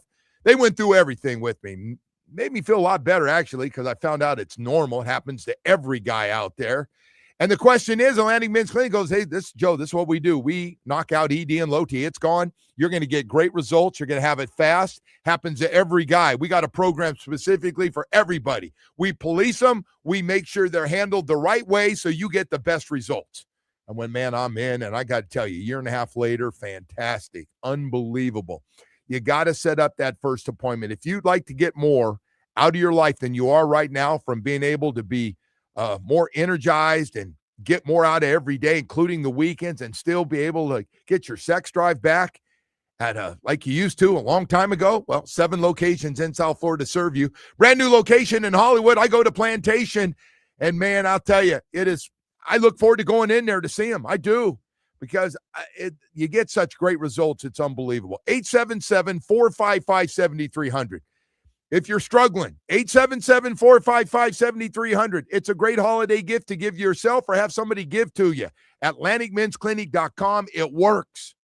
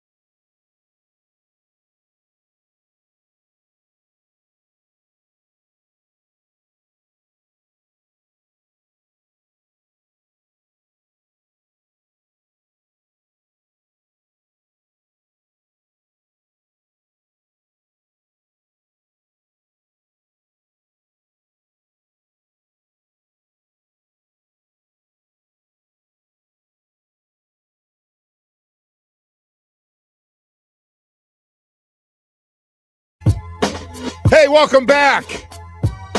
Man, I got to tell you, this weather's just been, I know we had the one crappy rainy day all day, and we need rain. I mean, we do need rain. But a couple nice days sure been nice to be around. Get outside and stay a little bit active out there, and so I can eat a little bit more. It's good during we get close this holiday season between Thanksgiving and the end of the year. A lot of good stuff going on. Got 2 days left of the high school football playoffs going down at FIU. Got a big upset yesterday. Cardinal Newman beats Chaminade at St. Thomas Aquinas. Congratulations. 7 straight titles for them. 7 straight state titles with a 29-0 win over Lakeland. So good stuff. A lot of good stuff. And now we got the Heisman Trophy, which, by the way, speaking of South Florida, could belong to Mr. Mendoza. I don't want to put a whammy on it. There's 4 or 5 guys invited to the Heisman party, but he's looking in pretty good shape. His team's undefeated, and he has just had a really good season. He's got such a great story. Walk on at Cal Berkeley to having a chance. And by the way, this might only be part of the party. Other part, he might be, I don't know where they got him, Woody. I don't know if he's going to be a first overall pick. I don't know if somebody trades out to get him. But he's going to be right up there as one of the top quarterbacks taken in this NFL draft. And you know the deal. There's always a shortage of potential NFL starting quarterbacks. And so anyway, we've got that. And then Sunday, man, we got a ton of games. We've got a ton starting with the Bills at New England. The Bills 9-4. They got to get in the playoffs first. And New England sitting there at 11-2. And if New England wins this game, they win the AFC East. How about that? My gosh. Chargers at Kansas City. And I got to tell you, man, the Chargers have a tough schedule. Did you see the Chargers rest of their schedule, Woody? They're at Kansas City, like I said. They're at Dallas, Houston at home, and at Denver. That's a tough schedule. They got the Raider games out of the way. That's a tough one. And then Indy, I don't know how they win another game. They got Phillip Rivers starting, who is actually eligible for the Hall of Fame, and by playing, he's going to move that back by a lot. Seattle, 10-3, 49ers, 9-4, Jacksonville, 9-4, and Texans, the hottest team in their division, 8-5. They've won 5 straight. How about that? That's what the Colts have left with Phillip Rivers as their quarterback. Whew, crazy. And by the way, how about the Bucs? All of a sudden, they've lost a bunch of games. Panthers have overtaken the Bucs after they just collapsed last night with a 14-point lead in the fourth quarter at home. So these games going to be great, man. Going to be a lot of fun to see what happens. Broncos and Patriots, 11 wins. Rams and Seahawks, 10 wins. Best records in football right now. So anyway, it's, again, a lot of these teams are going to be playing each other. A lot of division games still left, including the Miami Dolphins will finish the season with the New England Patriots. We'll see what they're playing for in a couple of weeks. But first, let's talk about that Monday Night Football game. We were just talking with Alan Poupart a little bit about, you got to win this game.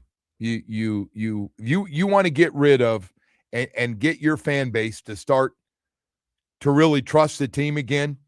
And then it's not just the same old story. You go out and you knock out this narrative that's been around this team.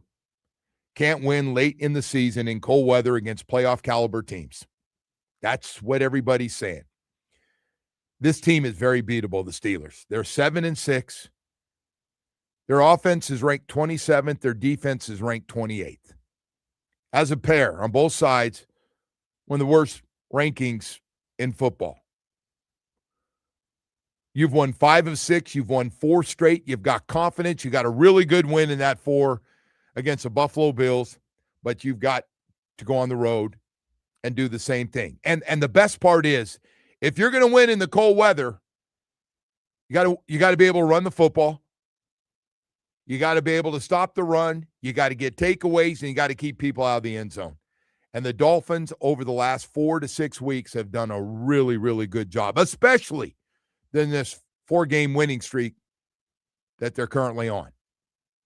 So, and they're dialed in. I think Anthony Weaver is absolutely dialed in. Win the blitz, got confidence. And on the offensive side, the game plan around Achane and the running team and the run blocking, so he's got even more confidence. And the other part that's so important that they haven't had like this in a long time, they're healthy. They're one of the healthiest teams in the National Football League. They're not having 2 or 3 guys drop every week. You got your right tackle back.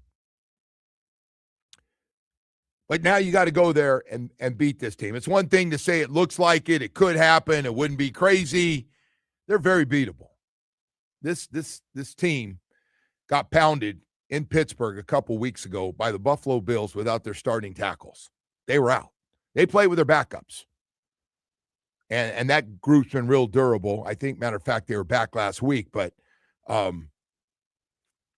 you've got to go out and run it. Be able to run it. If you can do that stuff and get that win, tell you what, coming home for the next 2 against Cincinnati and Tampa Bay, all of a sudden during the holiday season, you're 7-7 coming back home after a 1-6 start. Now, I'm not even saying that other word. I'm not going to do that. Not going to say it. I'm not going to say it. But I do want to see how they play in this game. And they got one more cold weather game after this, the last one in the season up in Foxborough.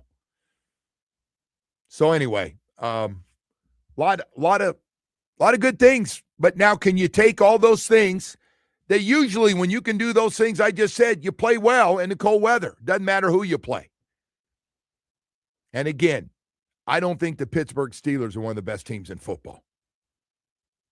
They've had a lot of holes in a lot of different areas on this team. Got some big name guys, don't get me wrong.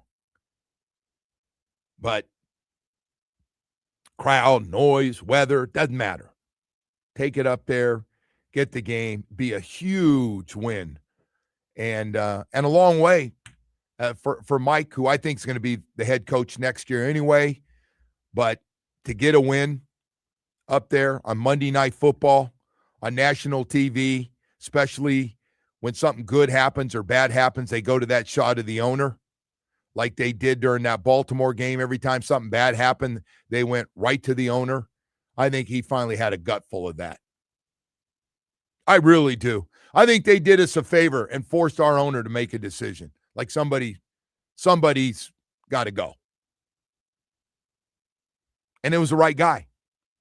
All right, we got to go to break, man. We got a lot of stuff going on here on a Friday.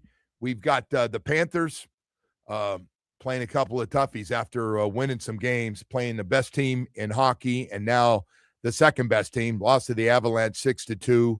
Dallas Stars next. They are the second best team record-wise right now and points-wise in the NHL. But I want to take a second and make sure when you get injured, and I hope you never go through it, slip and fall, an automobile accident, and I know what people do. Listen, there's a reason that a lot of lawyers and a lot of big law firms have all these commercials on TV, and you see them walk into Lear jets and walk into the camera, and you see how nice their offices are, and we got another guy petting dogs and stuff and talking about dogs, in which I don't know what the hell that has to do with law firm.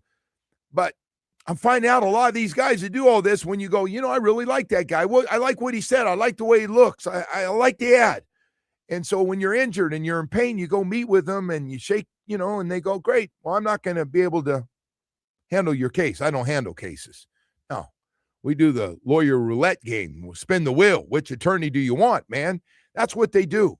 So somebody else can be handling your case. You will not have that when you start talking about Harvey and Gary. Yeah, no, you will not have that. Harvey Cohn and Gary Judah, partners of Cohn and Judah Injury Law Firm, personal injury attorneys. the same partners who handle your case from start to finish. They shake your hand, and from there on, there's no other. You go, well, where's the other attorney? You go, no. You get the two partners. That's what you get, man. And they'll handle it from start to finish with 30 years of experience, big enough to go to trial and get you multi-million-dollar results, small enough just to call you back. That's important, man. Communication's always important. Everybody says communication is only important in a relationship. It's important, especially when you're going through pain and you want to know what's going on with your case. And if you've got somebody not getting back to you, maybe it's time to call Harvey and Gary and let them get rolling the right way, the way you should be treated. Go to ConanJudah.com, 866-FAIR-FEE. And remember this, they don't pay other lawyers to do the work you hire them to do.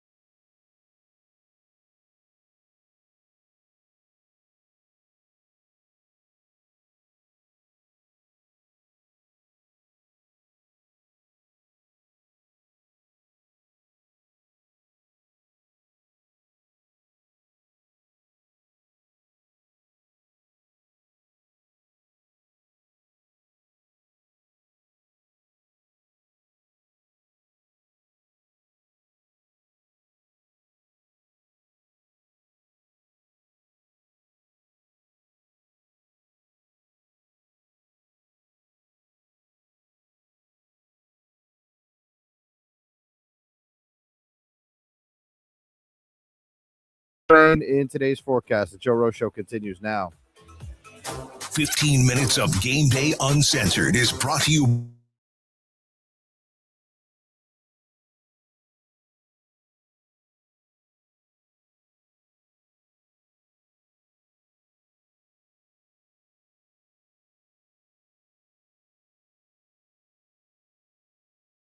Team is winning. How do you view that dynamic of you personally is more for the team right now? Yeah, I'm happy. As long as we're getting wins, I think that's all that matters in this league. Now, would I like to throw the ball more? Sure, but if running the ball is what's helping us win games right now, I don't see why we stop doing it. Yeah, I think there's a lot of things that go into that, with how I'm seeing it, with how I'm going through the game, with my progressions, if I'm ahead of the play, if I'm not. I think a lot of that has played a big part, being the reason as to why it's not as good or where it could be or where it has been in years past. The accomplishment for us is to go 1-0 from here on out and, make it into the dance, if you will, the playoff bracket, make it into that. And once we can get our foot in, then all bets are off. Like, we got to do whatever it takes to win. But, you can't be looking forward if you can't win this game here first. All right, Tua talking a little bit about his numbers being down and team winning, which, by the way, the only thing that really counts right now is right. He's right. Whatever works best, man, we got to do. That's where we are. It is December, man. And if the formula right now is a heavy dose of 40 carries and running the football with all our guys, all three running backs, and then that's what they're going to do. Everybody, I mean, look at Waddle's not catching a lot of passes right now, and running backs. Jalen Wright just had 100 yards filling in for Achane in the second half mostly. And defensively, it's going to be the same thing, man. Anthony Weaver is dialed in. He is dialed in. I love he shows all these looks, 6-7 guys on the line of scrimmage, trying to figure out if they're going to blitz or a lot of good things, man, when they get everybody in long yardage situations. It's just great coaching, really is coaching. Mike has I want to say this about Mike McDaniel. Mike has called some plays where guys are wide open in a game. I mean, you can only do so many things in a game, right? It's not like all of a sudden you can just create all these brand new things that nobody's ever seen. And he has. He's put together some different looks and three guys in the backfield stacked with each other and going different directions. And but he's freed up some guys. And the play actions, the way he runs play action, looking off of plays that look like runs with motions and being able to get some guys wide open, been impressive. He does it every game. His play calling's been good. Now, sometimes he gets a little cute before the half, swing pass down on the goal line, a little scary and didn't go well. But he's dialed up some winners, man. He has dialed up some winners. And one thing, we just think of Mike as this guy a couple years ago just threw deep passes to his two receivers on the outside. I get it. I was thinking that too. All right. And he's getting the most out of Tua. It's working. Did things with Tua I didn't think could be done.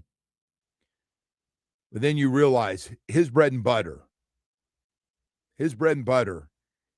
is some of that running game, because some of this looks like the 49ers stuff they were doing before, especially the wide runs out wide with the zone blocking or pulling guys out there, screen passes, and they know it's coming. Hell, we know it's coming. They're pitching. It's not like he only does it once or twice a game, and they're getting 7, 8, 9 yards, break a tackle, a touchdown. Well-executed plays, man, even if they know they're coming. If you execute them properly, I know it sounds like a combination of Vince Lombardi and Don Shula. We're going to run this play. We don't care if they know if it's there or not. We block it. It doesn't matter, guys. We block it the right way. It's good. It's going to work. I was trying to be Vince Lombardi. But And they do it over and over again. And they're going, all right, you stopped it. You stopped a little bit. We're going to do it again. And it works. And they're doing it really well right now. Again, he knows everything that works. Mike knows what works for Tua and doesn't. And when it's not working, he goes right back that running game. Right back to it. Tried to get the passing game going a little bit. Ended up a couple of those throws got a little scary in a bad area. And he went, that's it.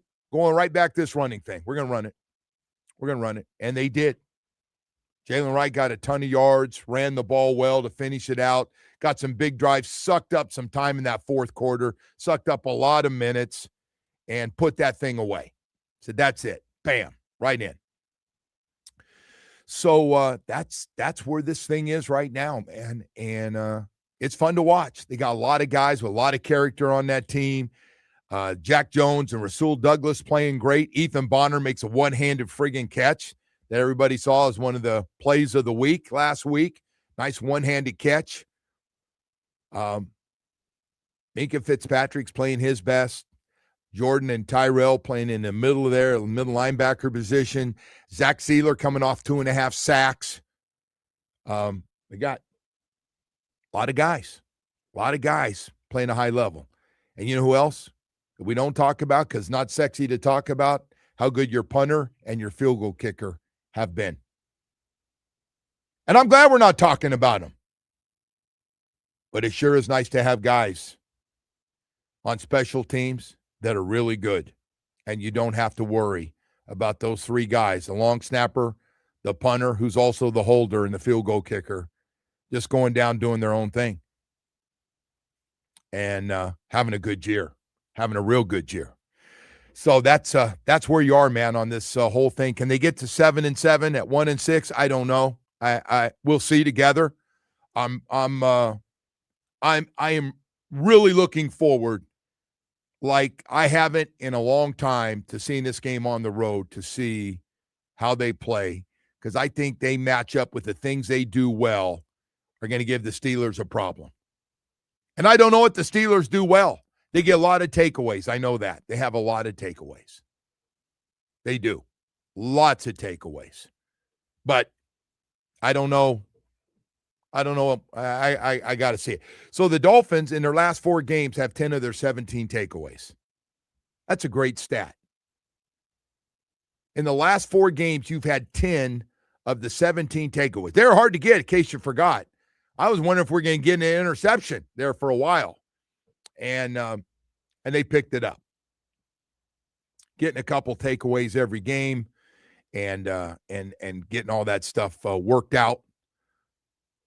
Can they get to 7-7? And that whole thing they have to talk about every time they come back and start camp. Well, your schedule looks a little soft. It's going to toughen up at the end of the year. And the cold weather thing. And you play against good teams in cold weather with winning records. And so you got a team with a winning record that leads their division, although it's down. Ravens have struggled. Everybody thought they were just going to catch fire. They did for a second. They've lost a couple of games with Lamar there. And the Steelers beat them last week. Controversial call at the end of the game, I might say. We never talked about that. How's that likely not a touchdown? How is that thing not a touchdown? They slow it down. It looks like he takes like 5 steps. I know he never brings the ball into his body, but.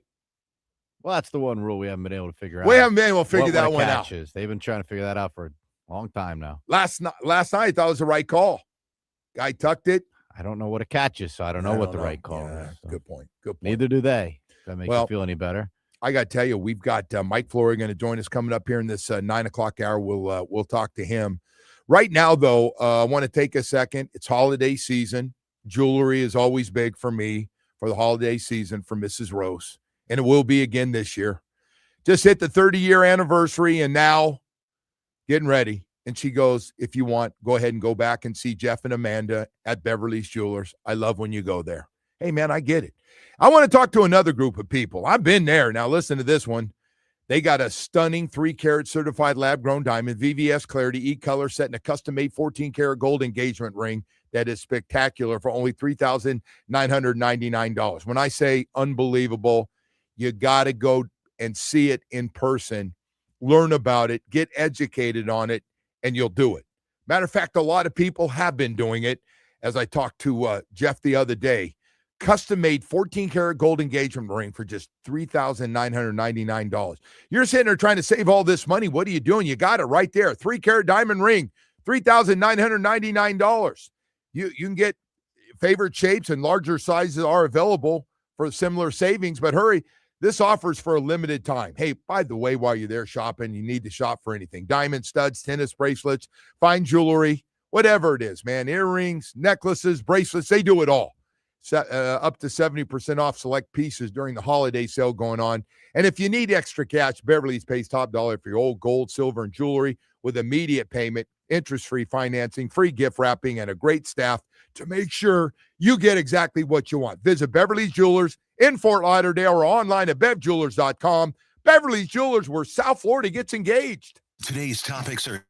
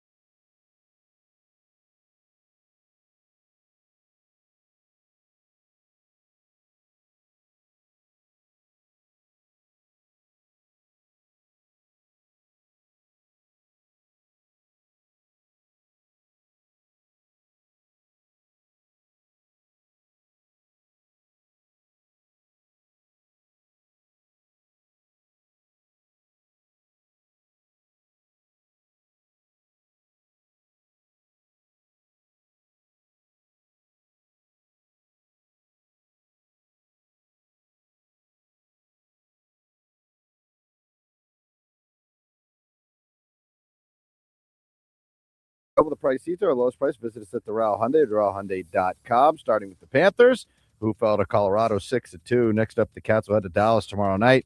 Tomorrow's game is at 8 and can be heard here on QAM. Over to Cade Soups, who hosts Louisiana Monroe tomorrow. Tip-off is at noon from the Watsco Center. The game can be heard here on WQAM. And in the NFL, Week 15 kicked off with the Falcons beating the Bucs 29-28. The Joe Rose Show continues now. A little taste of some of these big guys coming out hitting them. Like, all right, you think you're going to run around our guy? How about if you get a little taste of Landon Dickerson coming right down your throat? Ayuk inside touchdown. Samuel leading the way. Ayuk comes inside of him.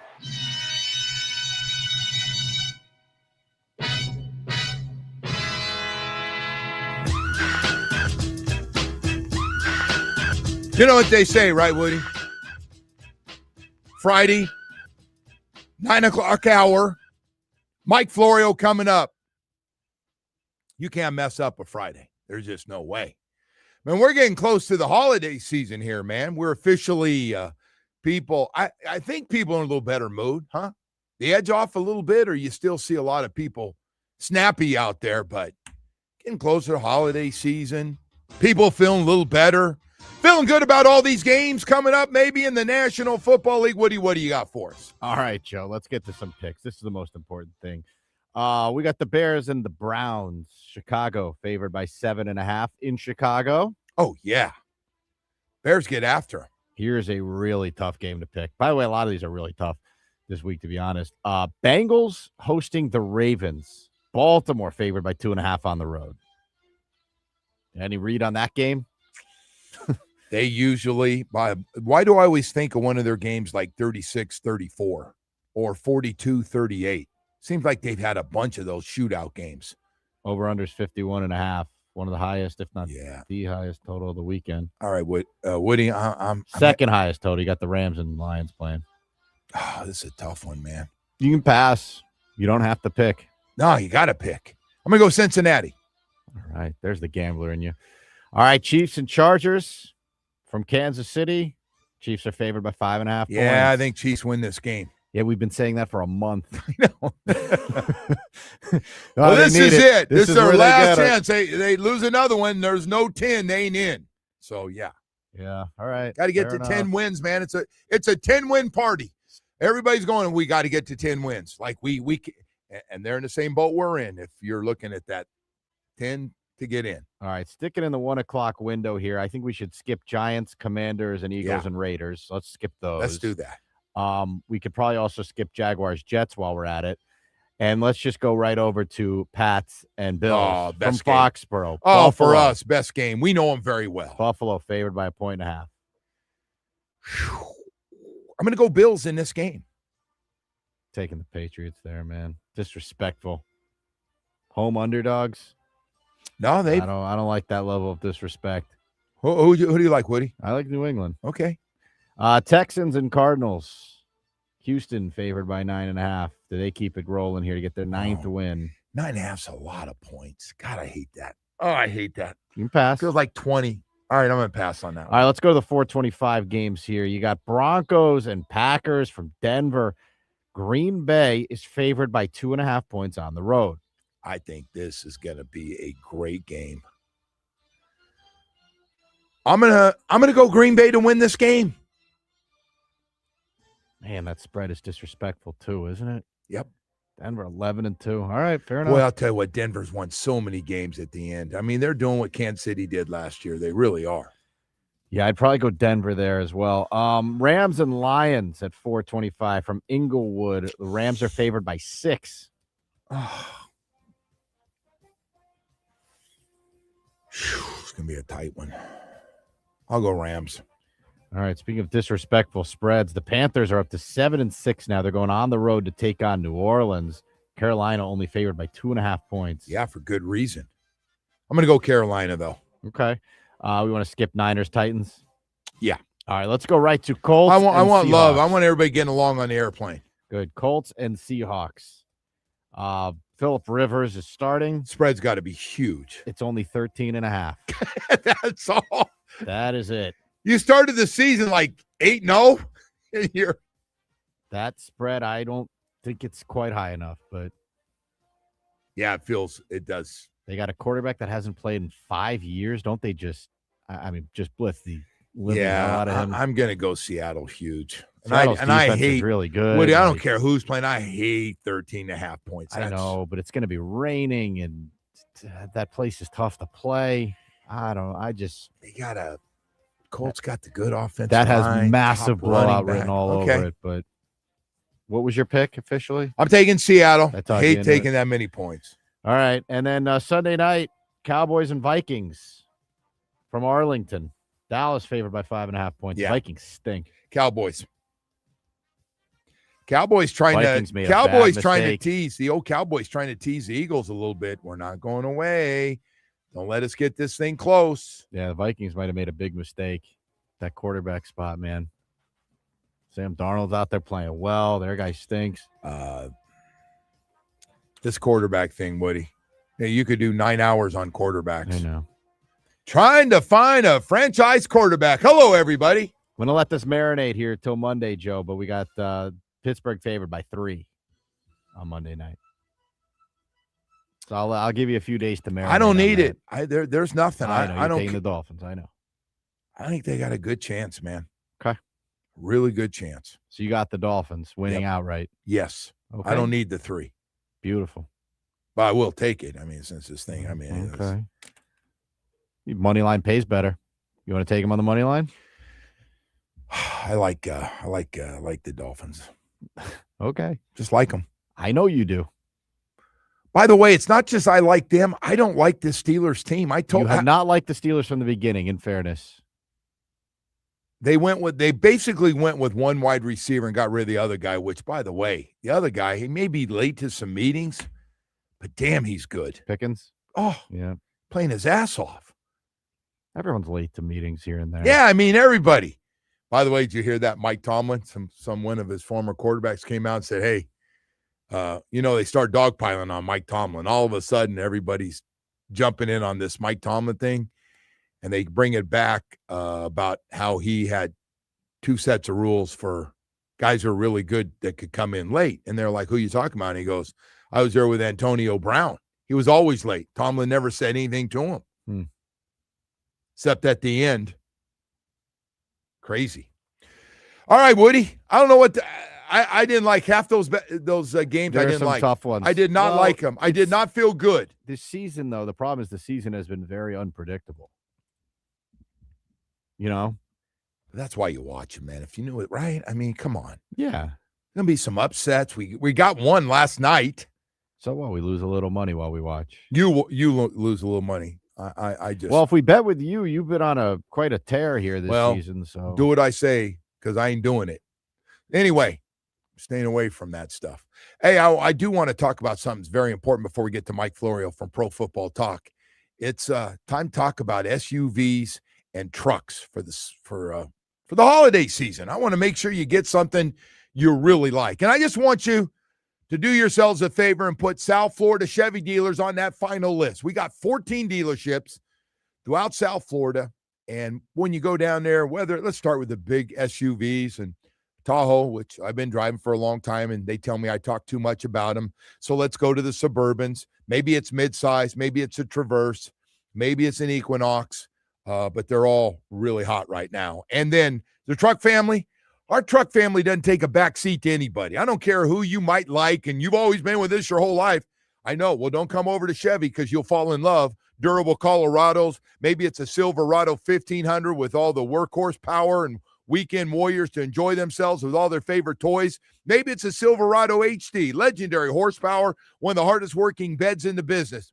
Hey, whether it's midsize, full-size, or heavy-duty truck, or just a great-looking SUV, whatever it is, if it's the room for you and your family or work, boy, it's an SUV and truck that you're absolutely going to fall in love during the holiday season. Stop by, take a test drive, and fall in love. Get a great deal at your South Florida Chevy dealers. The Joe Rose Show is presented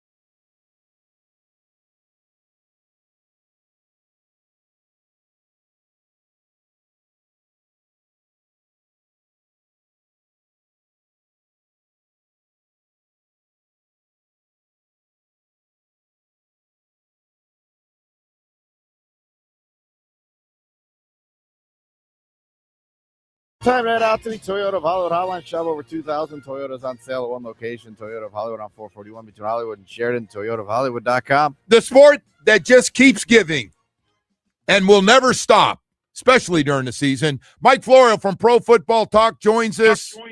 And I got to tell you, Mike, I'm not sure where to start, but I might as well start with Phillip Rivers getting signed, being out of football for 5 years, and hasn't taken a hit. And I'm trying to get this. I have this thought of Seattle blitzing him on the first third down, and this guy has not been hit. He's been coaching his kid in high school football, and what that would be like. Oh, it's going to be an eye-opener. Chris Sims talked about that this week. He went a stretch between playing after he lost his spleen in 2006, and when you come back, you brace for that first hit. You don't know how it's going to feel, and now Phillip Rivers is going to be hit by guys literally half his age. So Vegas doesn't believe. Vegas has the Seahawks as 13.5-point favorites in the game on Sunday. I assume Rivers is going to play. I think this whole thing was planned. The moment that Anthony Richardson was lost with the fractured orbital bone from the freak accident with the exercise band that snapped in the locker room before the Week 6 game against the Cardinals, which is still amazing to say, they had 3 weeks and 2 days until the trade deadline. They didn't bring in a veteran backup to Daniel Jones. I think at that point, or not long after that, they devised the plan that if we lose Jones, we're going to activate the bat signal for Phillip Rivers, and he was on board with it because, boom, the injury happened Sunday, boom, he's there on Monday. You don't just walk out of a house with all those kids on, or I don't know, I mean, maybe he's had enough. I mean, there's a critical mass where you're just waiting for that phone to ring and you're going to jump at the opportunity. But I think they knew that this was going to happen, and he was on board with it, and here we are, and I fully expect him to play. I don't think he showed up to not play. Well, the other part of this is, because this has popped up, why him and not other guys? Why didn't you go out there? And so I've been kind of like, well, what else would be out there that would be better, even though Phillip Rivers hasn't played in 5 years? It could be a lot of guys. Who else, if they were just recently after this last injury to Daniel Jones, who else would have been out there that could be better than Phillip Rivers? Well, and let me first address the reality that maybe a guy could have asked to be released, like a Russell Wilson or even a Derek Carr from the Saints reserve retired list. The problem is when you are released at this stage of the season, no matter how many years you've played, you have to go through waivers. Not that anybody would have claimed Russell Wilson or Derek Carr, but that would have slowed the process down. They wanted to move. And like Taylor Heineke is out there. They didn't bring him in for a workout. They were interested in signing Sam Ehlinger off the Broncos practice squad. He's one of the many starters post Andrew Luck's sudden retirement in 2019 for the Colts. He didn't want to do it. So it was Phillip Rivers, and they brought in a guy named Seth Hennigan to work out. Wow. He's 22. Rivers is 44. Hennigan had a cup of coffee with the Jaguars in the offseason and training camp, and then he had a tryout with the Falcons last week. He hasn't been on an active roster yet. I don't know why the wheel landed on Seth Hennigan, but it was Hennigan and Rivers who had tryouts on Tuesday, and Rivers got the job. But I think they knew all along that Rivers was the guy they were going to bring in. And it really, look, he hasn't played in nearly 5 years. He doesn't quite look like he ate Phillip Rivers, but he looks larger than he did. He didn't want to talk about his weight. Yeah, let's not worry about that. Yeah, I mean, it's just, you just got to – no, I mean, my point is you just got to wonder what kind of playing shape the guy's in. Right. When he shows up and your first thought is, who's that? Yeah. Hey, and I'll just end it with this. I don't think Indy wins another game. They got Seattle, San Francisco, Jacksonville, and the Texans. Doesn't sound like there's a win in there. That could be it. And this is one, hey, Joe, this is one of those developments where if you look at the last 4 games of the schedule when the schedule comes out, you're not thinking this is murderer's row. It is now. When you look at what the Seahawks have done, what the 49ers have done despite all the injuries, where the Jaguars are, where the Texans are, and they could get a time machine and get Peyton Manning in his prime, and it may not matter with these 4 games that they have. Yeah. No, that's a good point. Hey, so I got to ask you, Monday Night Football. The Dolphins, after that 1-6 start, now have a chance to go to 7-7. Steelers do not look like world beaters. They have a nice win last week, got a nice call at the end of the game. How do you look at this game, considering everything's going on? Most of it good, except Tua's not throwing the ball as much or not as big as part of this offense. Well, you said the Steelers got a nice call. They got 3 controversial calls that went their way against the Ravens. One of them resulted in 4 extra points on the next play because they were able to take a field goal off the board for a horrendous unnecessary roughness call that the league actually admitted was wrong. You know it's bad when the league admits it's bad because they never, ever, ever admit I can't say never, ever because they did. They rarely admit that they made a mistake in officiating.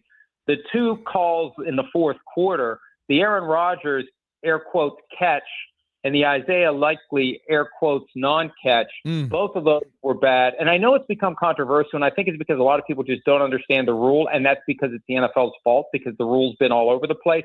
I'll just say this, and I know I'm not answering your question, but people need to understand this. Look at the play last night when Bijan Robinson caught the ball and fumbled it. If he had it long enough for it to be a catch, and I'll stipulate that he did, Isaiah Likely had it long enough for it to be a touchdown. Yeah. And the Ravens should have been up with 2:47 to play. And that all of a sudden and I say that because the atmosphere Monday night for the Dolphins would have been dramatically different.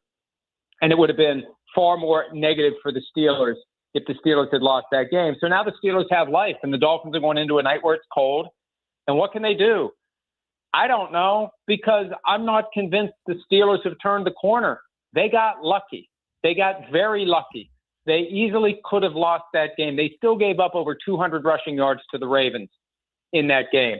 So, even though they had to know that the Ravens were going to try to run the ball down their throat because they gave up the most rushing yards at home against the Bills on Sunday than they had in 50 years at home. They still weren't able to stop the run. So dial it up, run the ball, and keep it close. And maybe they can steal one, and maybe you can get the crowd to turn on the Steelers like they did during that Bills game. So there's an opportunity there to be had for the Dolphins, and it really is amazing to see them at 6-7. And it should be an entertaining game on Monday night. Every game this weekend has at least one team that is still playing for something. There's only one game that doesn't, the Commanders and the Giants. Every other game has a contender or two. And if it's just one, they're going against a team that's out of it. But look at what happened last night. You never know what these teams that are done are going to do in these games. And I think a lot of them, if they have nothing else to play for, let's relish the opportunity to go screw things up for someone else. So there's a lot of good games this weekend. Yeah, no, they got to tell you what we thought last weekend was great. And this one looks every bit as good, if not better, with all these games coming up here. Hey, this Sherrone Moore thing, fired and arrested. Boy, college football's had quite an interesting few weeks. Mike, help me out on the arrested part. Do we know anything except what everything's being tweeted out with all the conspiracy theories? What do we know? Well, there's a bunch of rumors, and I just think with the sensitivity of the situation, we've stayed away from that. We're going to rely upon official statements. We're going to rely upon reports that have been published by, established, credible companies with something to lose if they're wrong. A lot of the people who will just throw stuff out there have nothing to lose if they're wrong. And, hey, there was a point where ProFootballTalk.com was in that mindset where, we got nothing to lose. The standards may be a little lower than it otherwise would be. For something like this, the sensitivity of the story, I think that it's important to just wait to see how things ultimately come out and how things play out. And we'll find out. I just think it's wild that – and the criminal procedure is different in every state. And without knowing the details of what allegedly happened that caused Sherrone Moore to be detained, he's been detained for a couple of days now, and they haven't decided whether or not to charge him.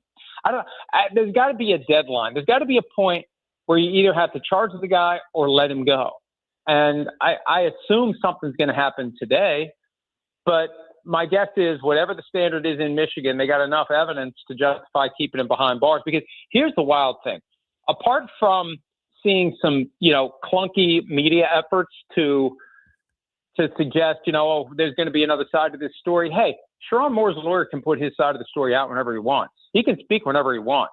And Michigan has been on the record. They said why they fired him. They said they fired him for having an inappropriate relationship. Yeah. And if there's anything that Sherrone Moore, his agents, or his lawyers want to put into the universe to tell his side of the story, they could and they should do it on the record. And I've seen some stuff out there that kind of comes from his perspective. No. For something like this, if you got something to say, don't leak it to a reporter.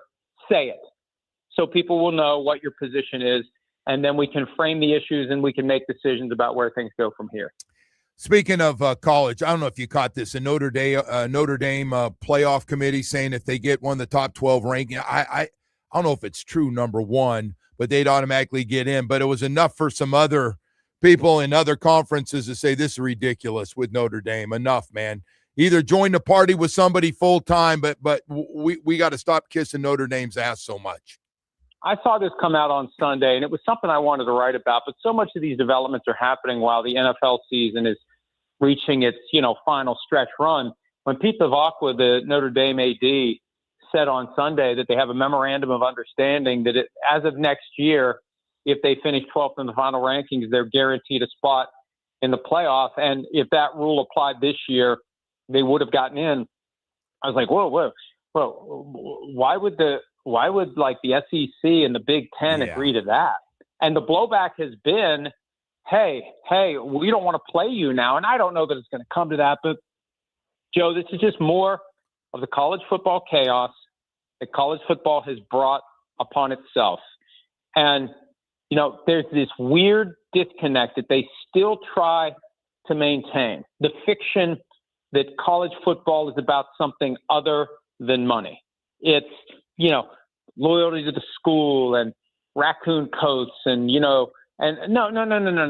It is a multi-billion-dollar business now. And everything that is being said, all the posturing, it's all about business. It's all about money. It's all about elevating these programs and making them as profitable as they can be. And at some point, it's going to be impossible to say that this is anything other than a different type of professional football. And that's really what it is. They're talking about equity stakes in programs being sold to private business. Utah has some deal. The Big Ten's talking about it. We need to stop calling it professional or college football. It's professional football played by people who haven't played enough at that level to qualify for the NFL. That's all it is. Right. It's NFL junior at this point, and we should start thinking of it that way because that makes a lot of these arguments more understandable because it's all driven by business decisions, dollars and cents, nothing else. Hey, Mike, we're just talking off the air every time you're coming on, and we always wonder about your business, which has just exploded at Pro Football Talk, and everything you do, you get addicted to going to it 4, 5, 6,000 times a day. But has it been bad for business that Kansas City has struggled? Does it hurt business at all when one of the top teams all of a sudden struggles? Not really. No, we've been up every month this year. I mean, there's still interesting stories, and that's the thing. It's all about interesting. And my guiding principle has always been, if it's interesting to me, I think it'll be interesting to other people. Now, sometimes there are things that interest me that 2% of the audience cares about, and I understand that, but I'm interested in it. So, hey, when you're on the platform, you can do whatever you want. You can afford to make some bad business decisions, right? But most of the time, what's interesting to me is interesting to others. And I think what we try to bring to the news cycle, and one of the reasons we've been able to keep our traffic going up at a time when the options for people's time and attention are getting more and more numerous, I always try to add something to help people better understand what's going on. That's the hardest part about following news in any industry, whatever it may be. If you're trying to follow a political story, a business story, an entertainment story, a sports story, what does it really mean? How does this all fit together? And where is it going from here? What am I learning from this? And we always try to bring that to the table. And so we take the interesting story and we try to push it forward. And one of the benefits of doing it for this long, there are patterns that repeat themselves. And the people who are in the middle of the facts, they don't even understand that we've been here before in one form or another, and there are things that are going to keep playing out over and over and over again, and that's what we try to do. So the Chiefs down doesn't matter because you know what? It's a zero-sum game. If one team's down, another team's up. Yeah. So Chiefs fans become a little less engaged. Well, the fans of some other team that has stepped into the void, they're more engaged and they're more interested because it's been so long. So the Broncos are up, the Chargers are up, their fans are more into it, and that balances out the fact that maybe Chiefs fans are getting ready for baseball season or doing anything other than following the team as zealously as they have in the past. If Broncos and Patriots play, who would you like? Which team thinks better right now? Both 11-2. Where are they playing it? A good point. I don't know yet. I'll let you know. Hey, I don't. Well, and here's why. Hey, Joe, here's why. Look at what Tom Brady's House of Horrors when he was playing for the Patriots was Mile High Stadium. Yes. Right? 2015, Patriots lost the NFC Championship game there. 2005, he threw the 100-yard pick six to Champ Bailey in a divisional round game. That's what ended the Patriots' run of 2 straight Super Bowl appearances. If the Patriots have to go to Denver, it's a far different outcome. Yeah, I agree. That's a good call. Go to New England. I totally agree. By the way, Bills at New England, I kind of like the Bills in this game. I think it's going to get real interesting. What do you think about that? Well, Joe, I did too until I saw that the Bills are favored by 1.5. And I know Mike Vrabel's going to take that and he's going to use that as fodder to poke and prod because they all do. It's funny. They try to downplay it. Baloney. They know. We were talking about today on PFT Live. He said he has people who tell him that kind of stuff. Well, why does he even want to know that kind of stuff? Because they are looking for anything they can use to help keep their guys focused one game at a time. And Vrabel's a master of it. Think about this. The last time we saw the Patriots, it was the Monday night that ended Thanksgiving weekend. And this is a team that had won 9 in a row. They were going against an overmatched Giants team. They're heading into their bye week. It's Thanksgiving week, which has an inherent distraction on the Thursday, which is an important work day of the week. It's the first real work day of the week if you play on Monday night. And Mike Vrabel kept those guys fully focused, and they went out there and they played with a level of physicality that told me, and I assume others agreed with this, Vrabel got them ready, and they are not going to slip up. They are mashing the gas pedal as they get closer and closer to a division title and possibly the number 1 seed. And you throw on top of that, they're home underdogs against a team they already went into their building and beat. Yep. To me, that flipped it. When I saw that, because we do a picks podcast every Thursday, my pick was going to be Bills 27-24. I saw that the Bills were favorites. Like, nope, let's make it 27-24 the other way around. Yeah. Well, I'll tell you what, as you said and we started with, we got some great games coming up. Mike, I really appreciate it, man. Thank you for coming on as always. Thanks, Joe. See you, buddy. All right, Mike Florio from Pro Football Talk. We got more stuff to get to, including more Miami Dolphins stuff. Alan Poupart, SI.com Dolphins and host of All Dolphins podcasts, will join us next. Today's topics are sponsored by local